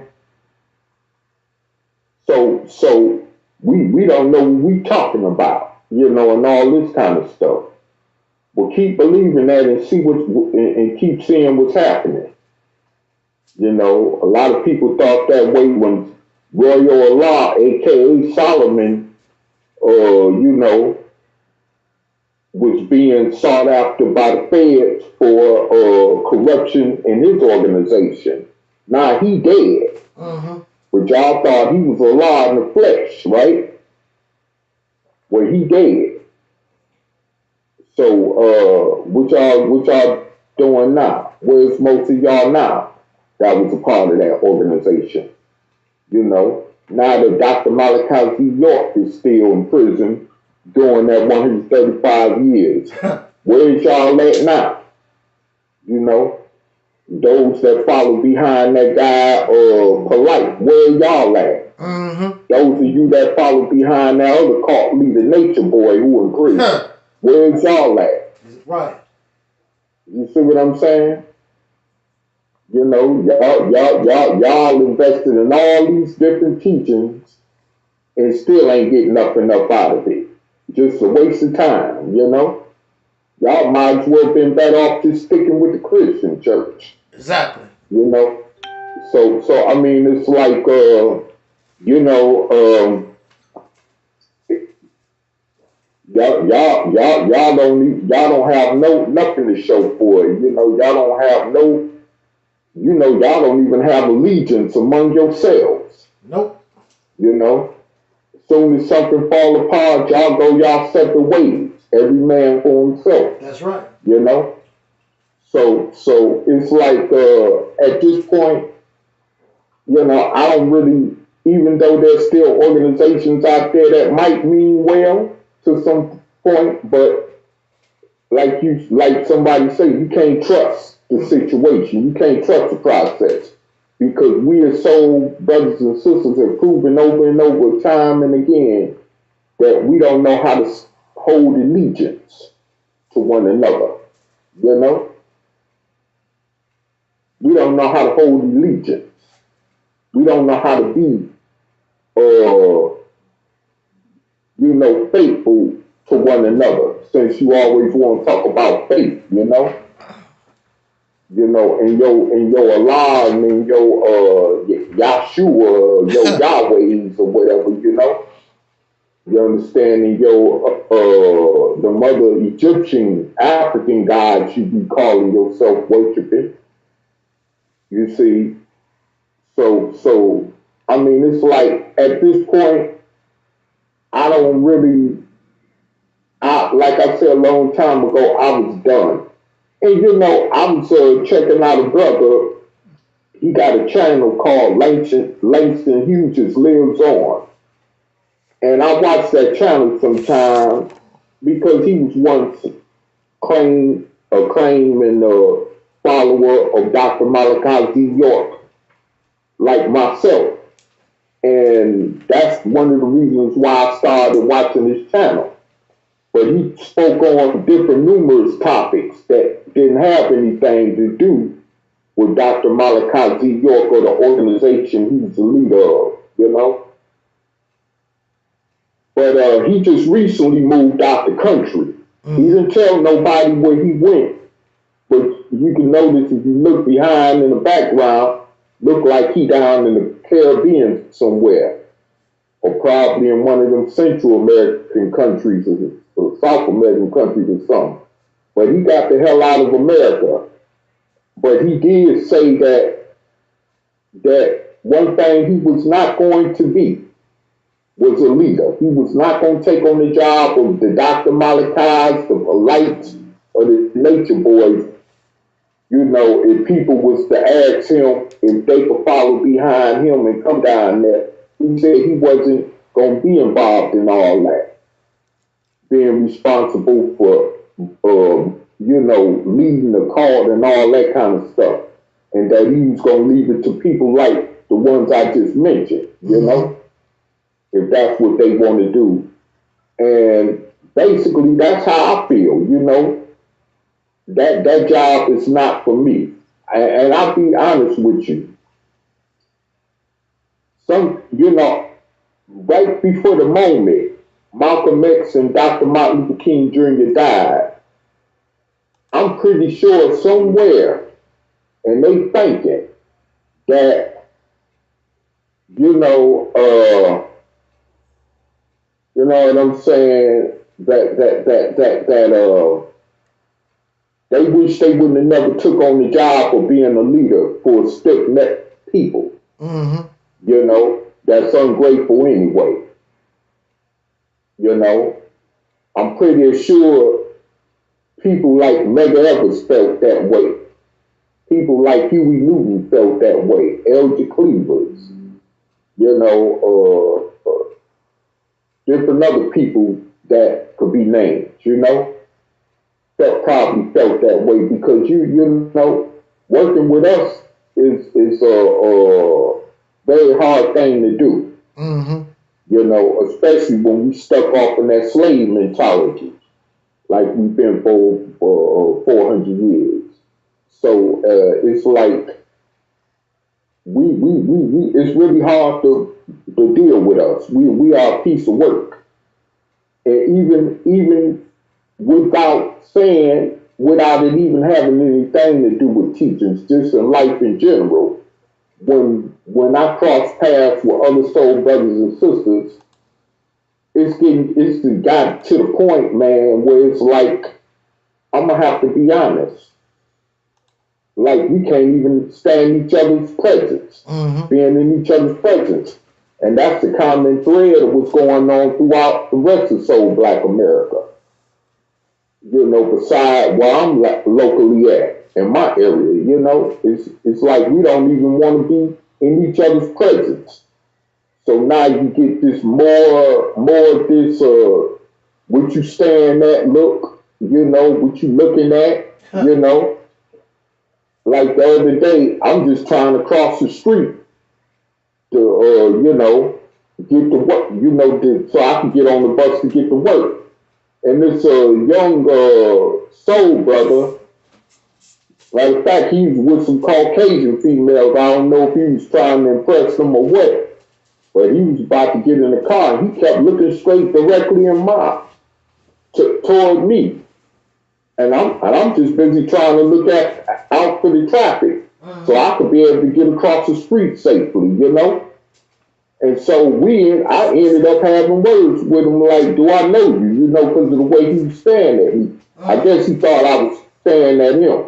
That type of typical ignorant stuff that we kill each other over. Exactly. Usually. You see what I'm saying? And stuff like that, you know? So, yeah, we can't even stand being in each other's presence. So how can we continue on trying to be on the platform like we've been on by trying to come with some constructive to try to bring us together as far as on the collective basis, when all we want to do is stray in other different directions and do our own thing or claim somebody else's ideal. Right. And then come to find out it didn't work out as expected, you see? So I really don't have no problem with that, you know, as far as taking down the channel. You know, I mean, you know, right now, the way I'm feeling, especially what was going on with my own life, I'd rather just, if I got to do without certain things just to keep living, remain my sanity and peace until I take my last breath, then I'm okay with that too, you know? Mm-hmm. Because this world, this whole entire situation with this country and world, you know, if it was a time called the time of Noah or the time of Lot, well, they need to do it over again and replenish this whole complete entire earth, you know, by replacing us with some other beings or something, you know. Because we done definitely corrupted the whole situation where it ain't really no turning around. It's just going to be things that's going to be a certain way forever. Now, each individual, we can bat our own selves, but at the end of the day, we ain't got no control over what somebody else do. Right. And so, you know, it's like, you know, it's bad, but it's part of the reality of what's going on and what's happening with us.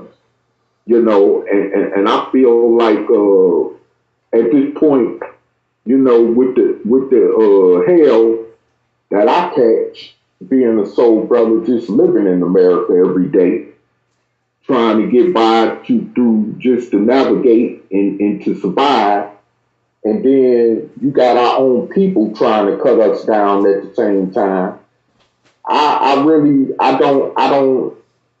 rather not be on the platform trying to reach out to some ungrateful people myself, to an ungrateful group of people. I'd rather not try to reach out to, because, you know, and I'm pretty sure even at times Elijah Muhammad felt a certain way about his position as a leader, you know, when it came to dealing with us. You know, we may not agree with certain things that he did or said or taught or whatever, but, you know, he did have some profound words in his message, you know, and that fell on deaf ears, because today we could see what the Nation of Islam is as a result of that, you know. You know, they want to become splinter groups and all this and do their thing and study just, you know, and then it's just crazy. And then turn around and say it was prophesied. But you wasn't saying all that before the Nation of Islam fell in 1975. Exactly. Now, why is it all these? It was prophecies and that the nation would fall and that the nation would do this and the nation. I never heard Elijah Muhammad say that. Even though I heard people that did say he said that, but I don't know if that's to be true or not. I never heard him myself say that from his mouth or in his own words. Well, that's not the teaching, though.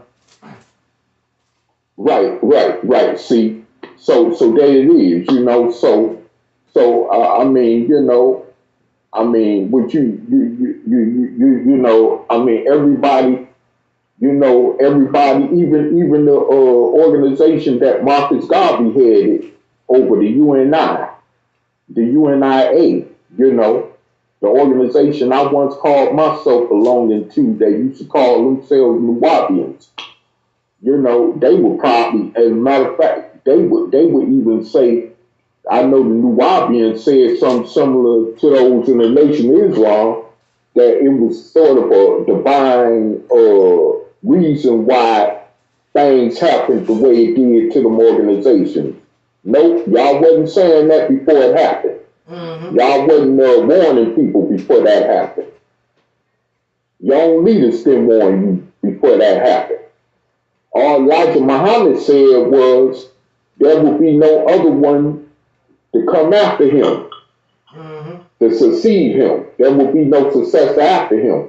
He didn't give them no type of, you know, incentive or how to prepare for what was to come after his death. You see what I'm saying? So how were you going to do anything in the first place if he didn't give you no clear instructions on what to do? So basically, now you got the excuse, oh, it was a divine reason why this happened or why that happened. And then, like Eric Muhammad said in that one video link that I saw yesterday, that he thought that Farrakhan was some type of divine leader. To come to find out that wasn't the case. You know, and that Farrakhan and them even violated their own restriction laws by not, you know, securing brother Dr. Khalid Muhammad, who was at that time supposed to still been back functioning as a member and a minister of that organization, you know? So I mean, it's like, man, I really don't have it's really nothing to say. The only thing I have for the Nation of Islam is, you know, I mean, you know, they definitely, you know how to prepare some real good nutritious food.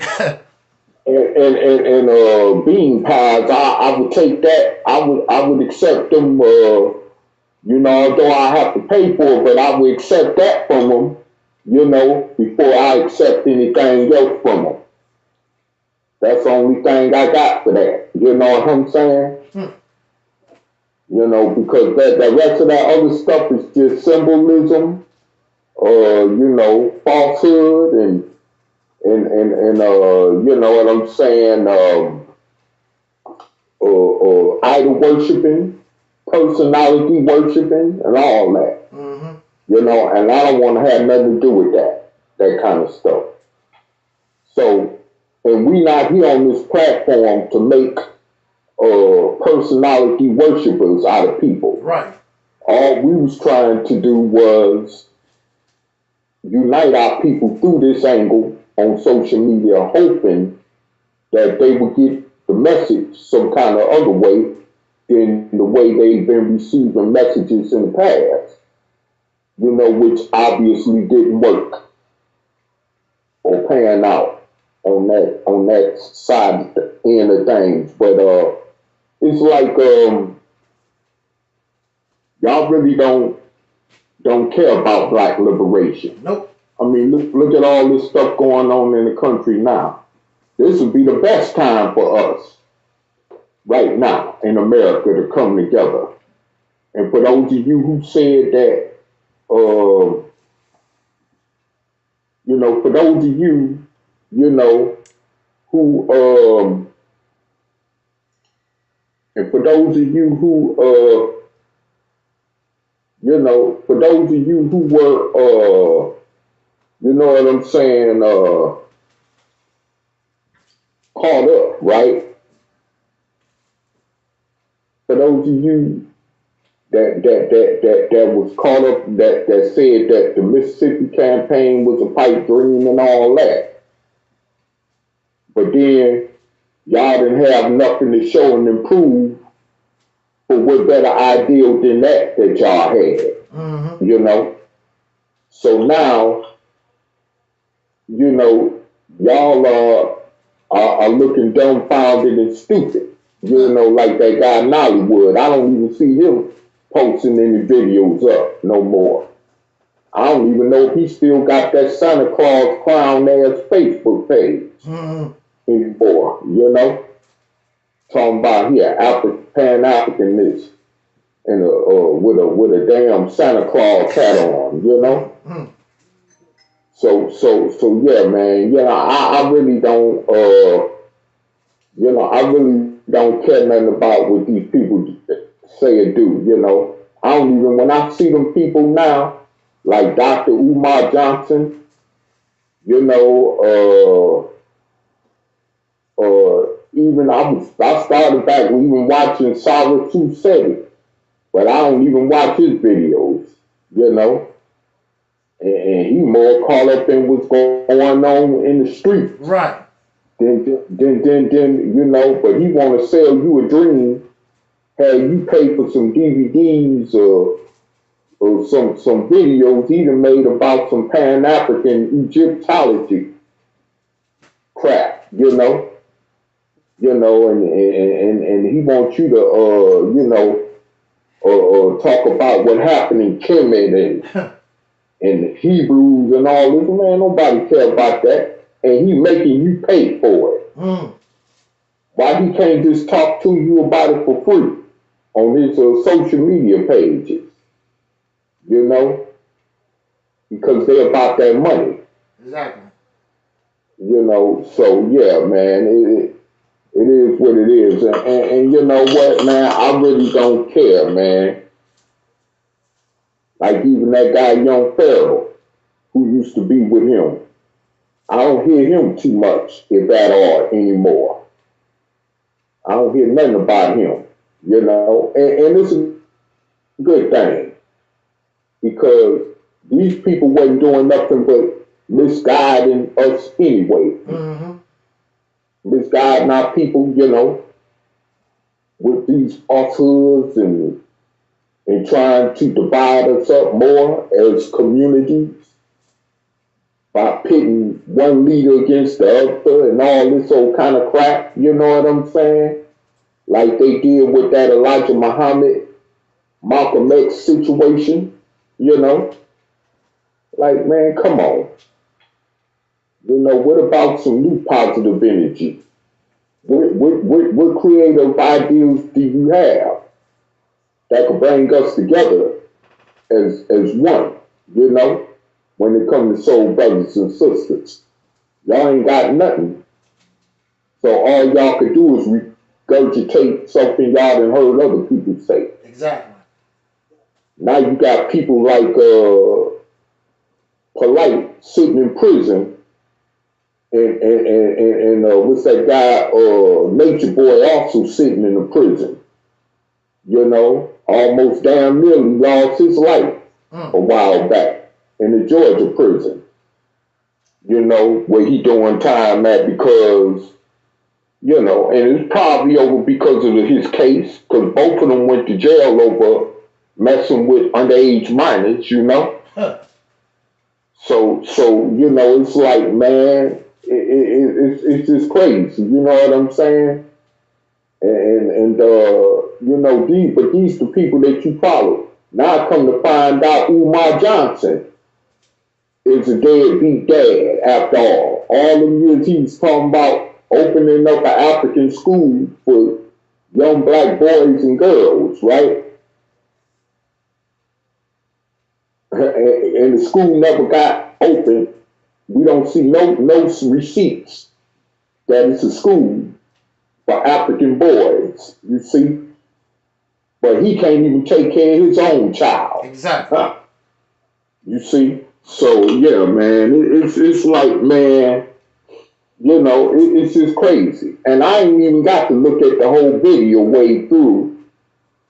Because at this point, it's certain things, when I see certain videos posted up with captions on the subject about a certain person, especially that I've already known about for years, like with Dr. Umar Johnson, I don't feel like I should have to go through the motions of hearing what's being said in the particular videos, because I know whatever it is more than likely negative about him, because that's the bed he's made for himself in social media, you know?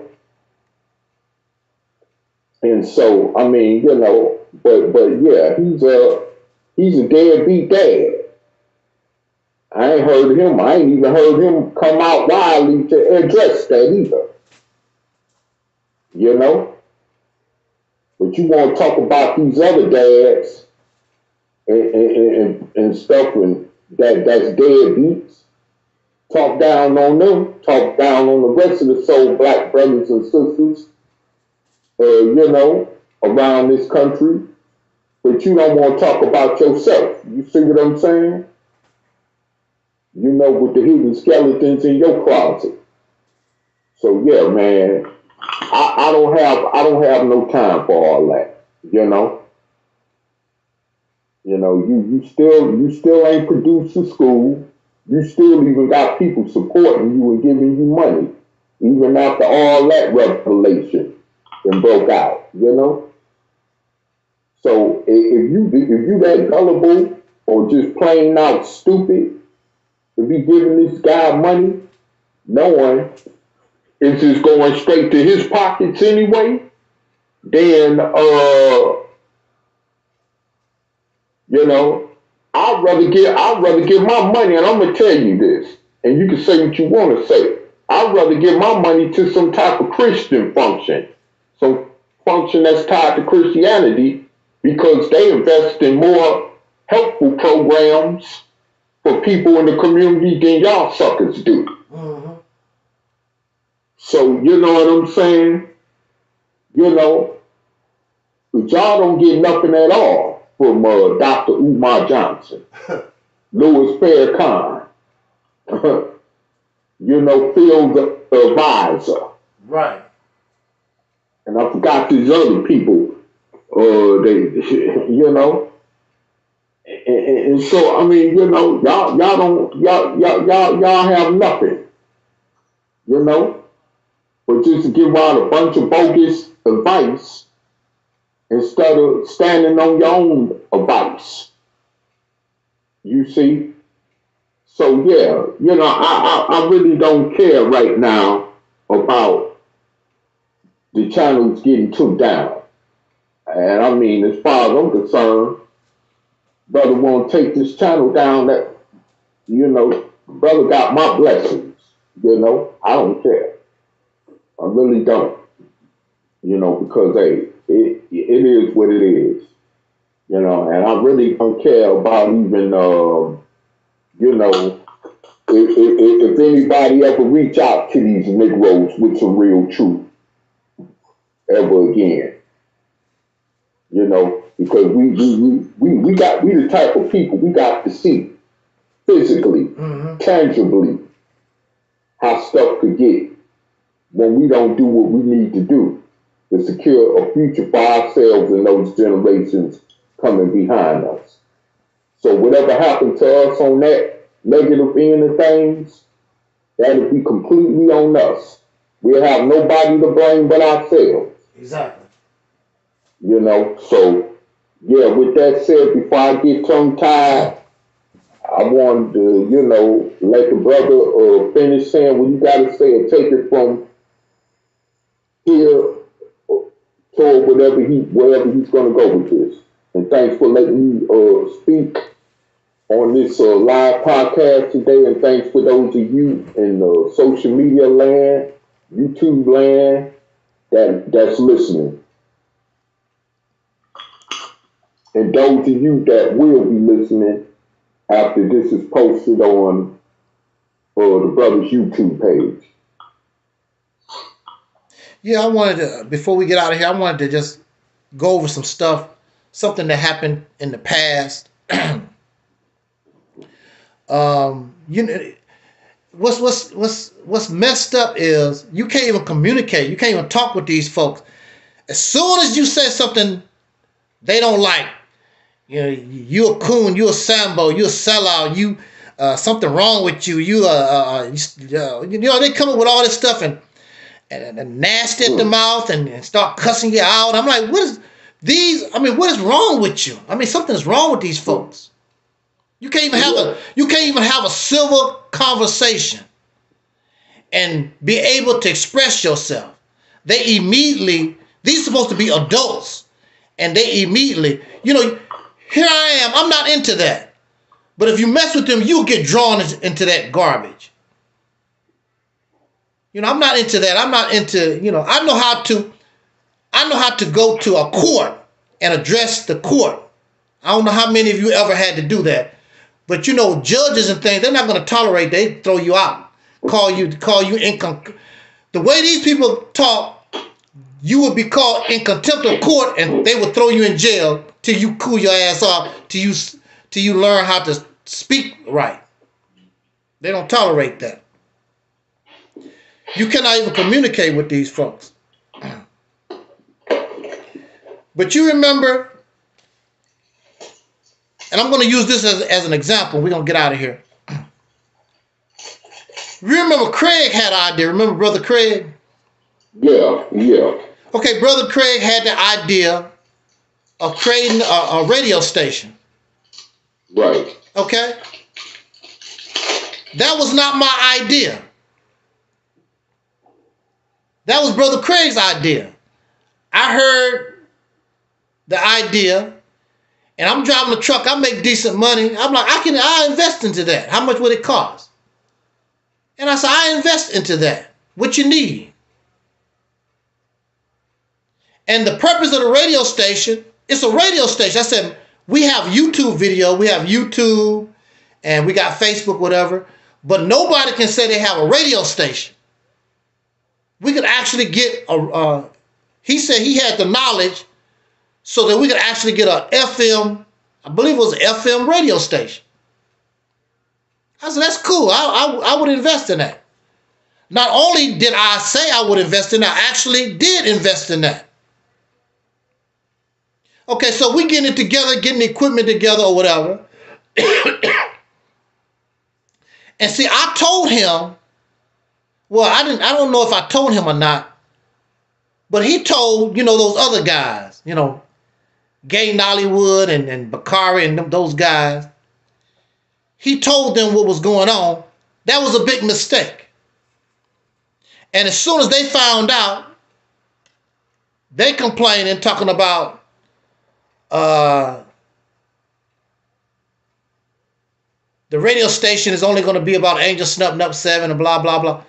Now, if that was the purpose, that's what I would have said to begin with. I'm investing in a radio station where all of us, you know, people could come and get their block and they could speak on the radio station. I didn't even have to do it that way. I could have said, I'm going to hire you, Craig. I'm going to invest in your idea, and it's going to be Reality's Tip on Earth radio station, period. I could have did it that way. But they wasn't satisfied. They didn't want me to speak. They didn't want me to have any kind of control over something that I invested. They're not in, now mind you, they're not investing not one dime in the radio station. I told Craig, these guys are jealous of you because you got somebody with some money that's backing you up on your idea. Don't listen to them. They're jealous. But as you know, he kept listening to them. And of course, as you know, that whole idea went. Matter of fact, remember Sister, what's her name? Sister, what you call it, invested too? What's her name? Ira, what's her name? Oh, I know who you're talking about. The lady in Chicago. The rapper's mother. Huh? The rapper that got killed by the police. Yeah, her. Yeah, in Chicago, yeah. She invested too. And of course, listening to them, you know, the whole idea was flushed down the sewer. And they was happy. As soon as they did that, as soon as it went into the toilet, they took their little money, invested in themselves, you know, buying mics and trying to build their platform, make it try to look like Sonnet or something. They wouldn't invest in you. They was happy that yours tore down. And when I think Bakari did give him $50, I think. Whatever. But they did not want me to speak in something that I heavily invested in. It's all, I guess I'm supposed to build it up all for Pan-Africanisms or something. And as you know, Craig did not, Craig really wasn't into Pan-African. He knew something was wrong. He really wasn't into it like that. He had questions, and for a while, and it got to the point where he just let it go. Last time I talked to Craig, he let that Pan-Africanism stuff go all the way. But it didn't make any difference. This was a radio station that I wanted to put together so anybody could get a block and do their thing. That wasn't good enough. They didn't want Angel Snub Nub 7 to control it. He's gonna talk and do all that. They didn't want me to have any say-so, no kind of control. Even though I'm the investor. Do you think that McDonald's would invest in something that they can't have no... If they are the ones who are the major financiers, anybody that finance something, of course they got the big say-so in it. If you don't want nothing to do with it, take your ass on somewhere else. But Craig let them destroy his idea. And I thought that was a good idea. But he listened to some jealous idiots.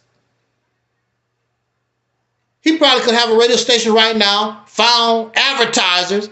Who knows where Craig could be right now? Listening to them. So that just goes to show you. And I told him, these people, you gotta look out for yourself. A lot of these folks aren't your friends. They're jealous and they're envious. They're actually jealous of envious of the Realist Temple. I know Pork Chop said, she can't believe people listening to me. I don't have nothing to offer. Well, nobody listening to you, you can't have a channel. All thing you do is saying the same old Elijah Muhammad stuff over and over again. You ain't offering nothing new. You want to be some kind of big shot leader or whatever. So these are the things we are, what they call it? We're self-destroying type folks. What was wrong? Self-sabotage. Yeah. Self-sabotaging. That's the word I was looking for. What is wrong with a radio station? And I'm saying, I'm the investor. And I'm saying that everybody can have a block. Now, Gay Nollywood Jr. never offered not one dime. But Bakari did. I think it was, like I said, $50, I believe. But anyway, I said it was for everybody. Anybody that wanted to come and get a block. And that's how we was going to do it. I didn't have to do that. I'm the investor. I could have said, this is going to be Reality's Temple on Earth, period, channel. It never even was going to be named Reality's Temple. We was going to get some, I don't know, pick out a name or whatever. But that was the idea that Craig had. I thought it was good. And who knows what that idea, where we could be, had they supported. And then Craig turned around, he didn't support the Mississippi campaign like he's supposed to. Because remember, he's supposed to be the minister of information. He was right. He was on the original flyer. Yeah, he was. Yeah, he was on the original flyer. But listening to them, he turned around, and now he's over there. And this is what the whole result gonna be, brothers and sisters. You ain't gonna have nothing. Gay Nollywood Jr. has nothing. Bakari has nothing. Craig has nothing. All of them talking all that stuff. They couldn't even get together to develop something. They have nothing. All those folks that we dealt with, all of them have nothing. Nothing. Jealousy, envy, hate, stupidity. Don't have nothing. And if that's what you want, that's cool. But again, I go through this period now and then or whatever. I say I'm going to quit or whatever. I never do. I never do. And why should I quit? These liars don't quit. Take a sabbatical, come back and keep rolling. These liars, they don't quit. They haven't quit in thousands, hundreds of years. Keep telling these same lies to us over and over and over again. So those of us who understand and the reality of things and know the truth, we should not quit. We should not let the frustration and the whatever get to us. The only reason why we should quit is sickness and death. Just like them. Because you don't know who's listening. It's somebody right now that like my videos that send me $1 every week. $1 every week. You might think that's nothing. But they send me regular $1 every week.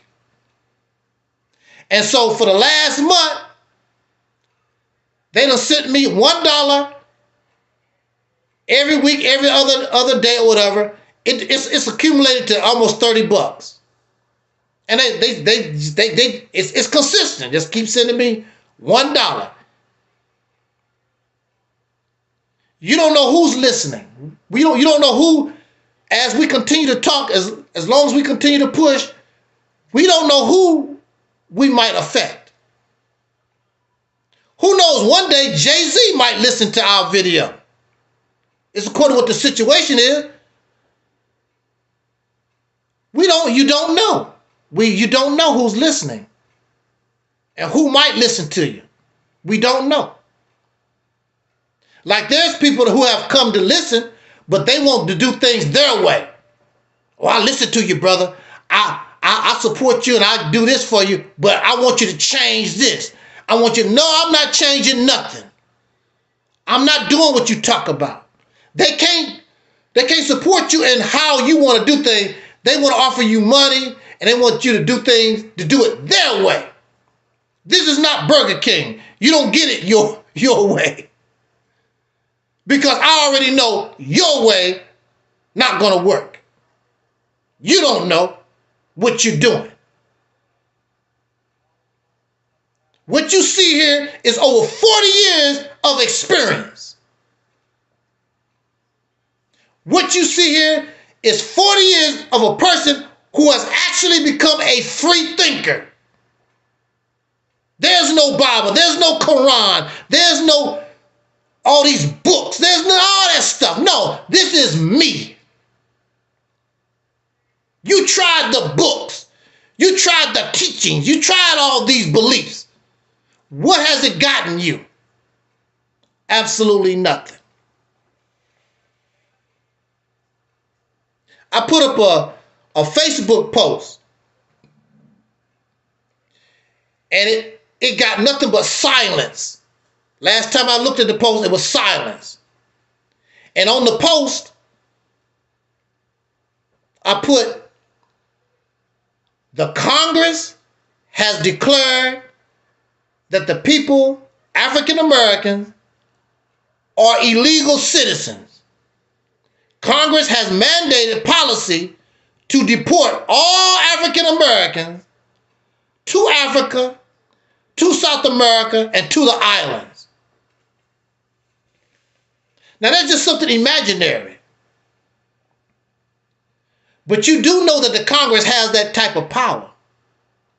And since you want to go to Africa so bad or whatever, then here's your opportunity, like it or not. And you will be treated just like they are throwing these people out right now, putting them on planes and boats or whatever, and sending them to wherever. Now, the thing about those people, they actually are citizens and came from those places. You're not a citizen of no African nation. You're not a citizen of no country in South America or the islands. So they send you there. What you think gonna happen? Because you're not no citizen in those places. And do you think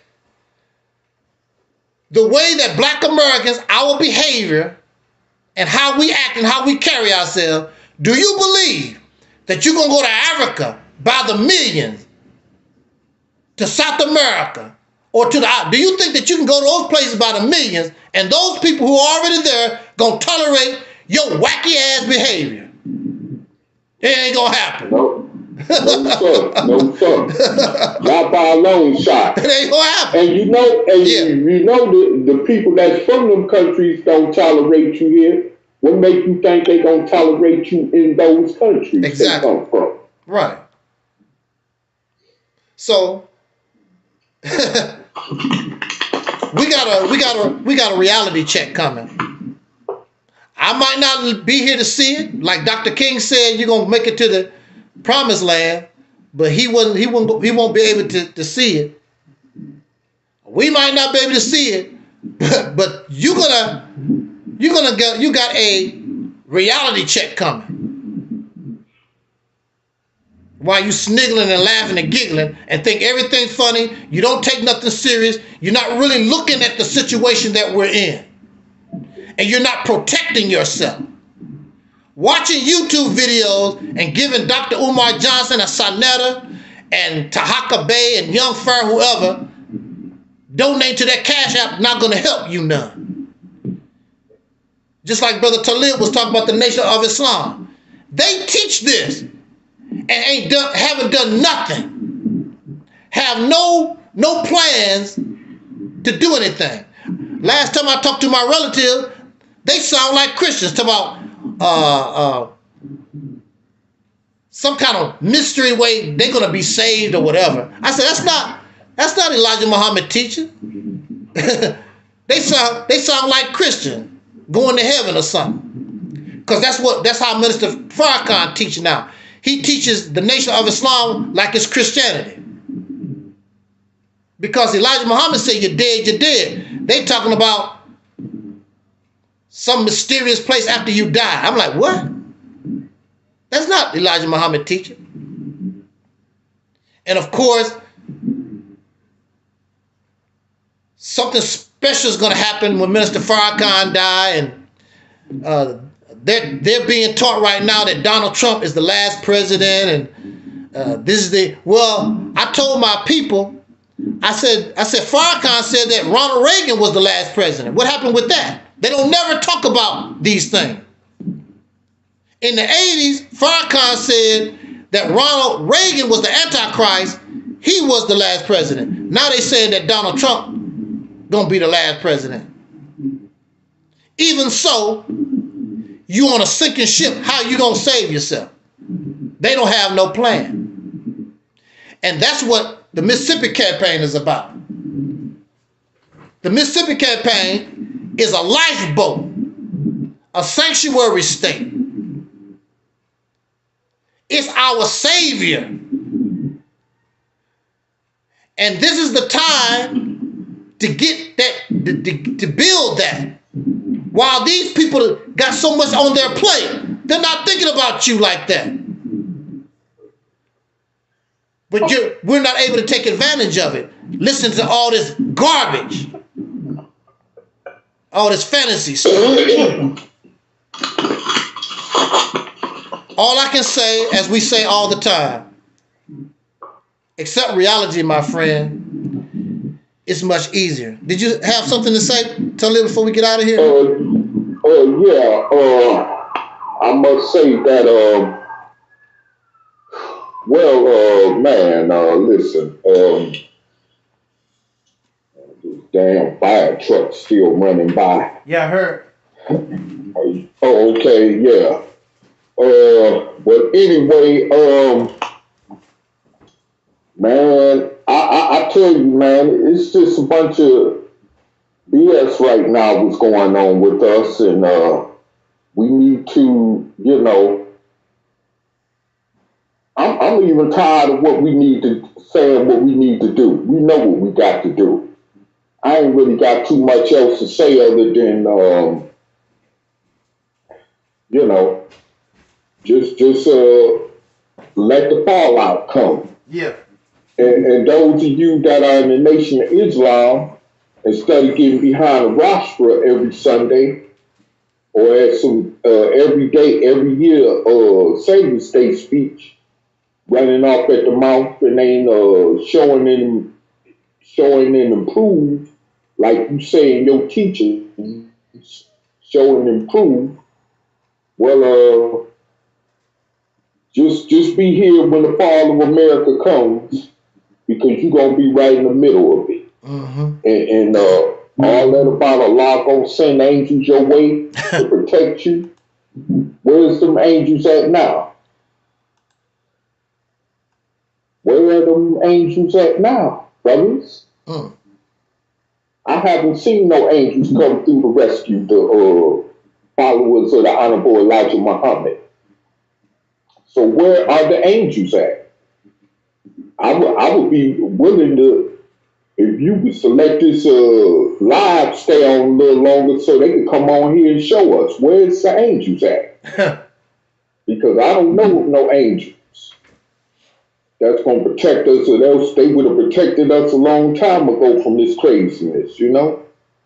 So, with that said, man, I ain't got no more to say, brother, right. but we out of here. I'm going to let you have this mic back, and I'm going to just say to you and everybody else, peace. And that's all that needs to be said. We'll catch y'all on the flip.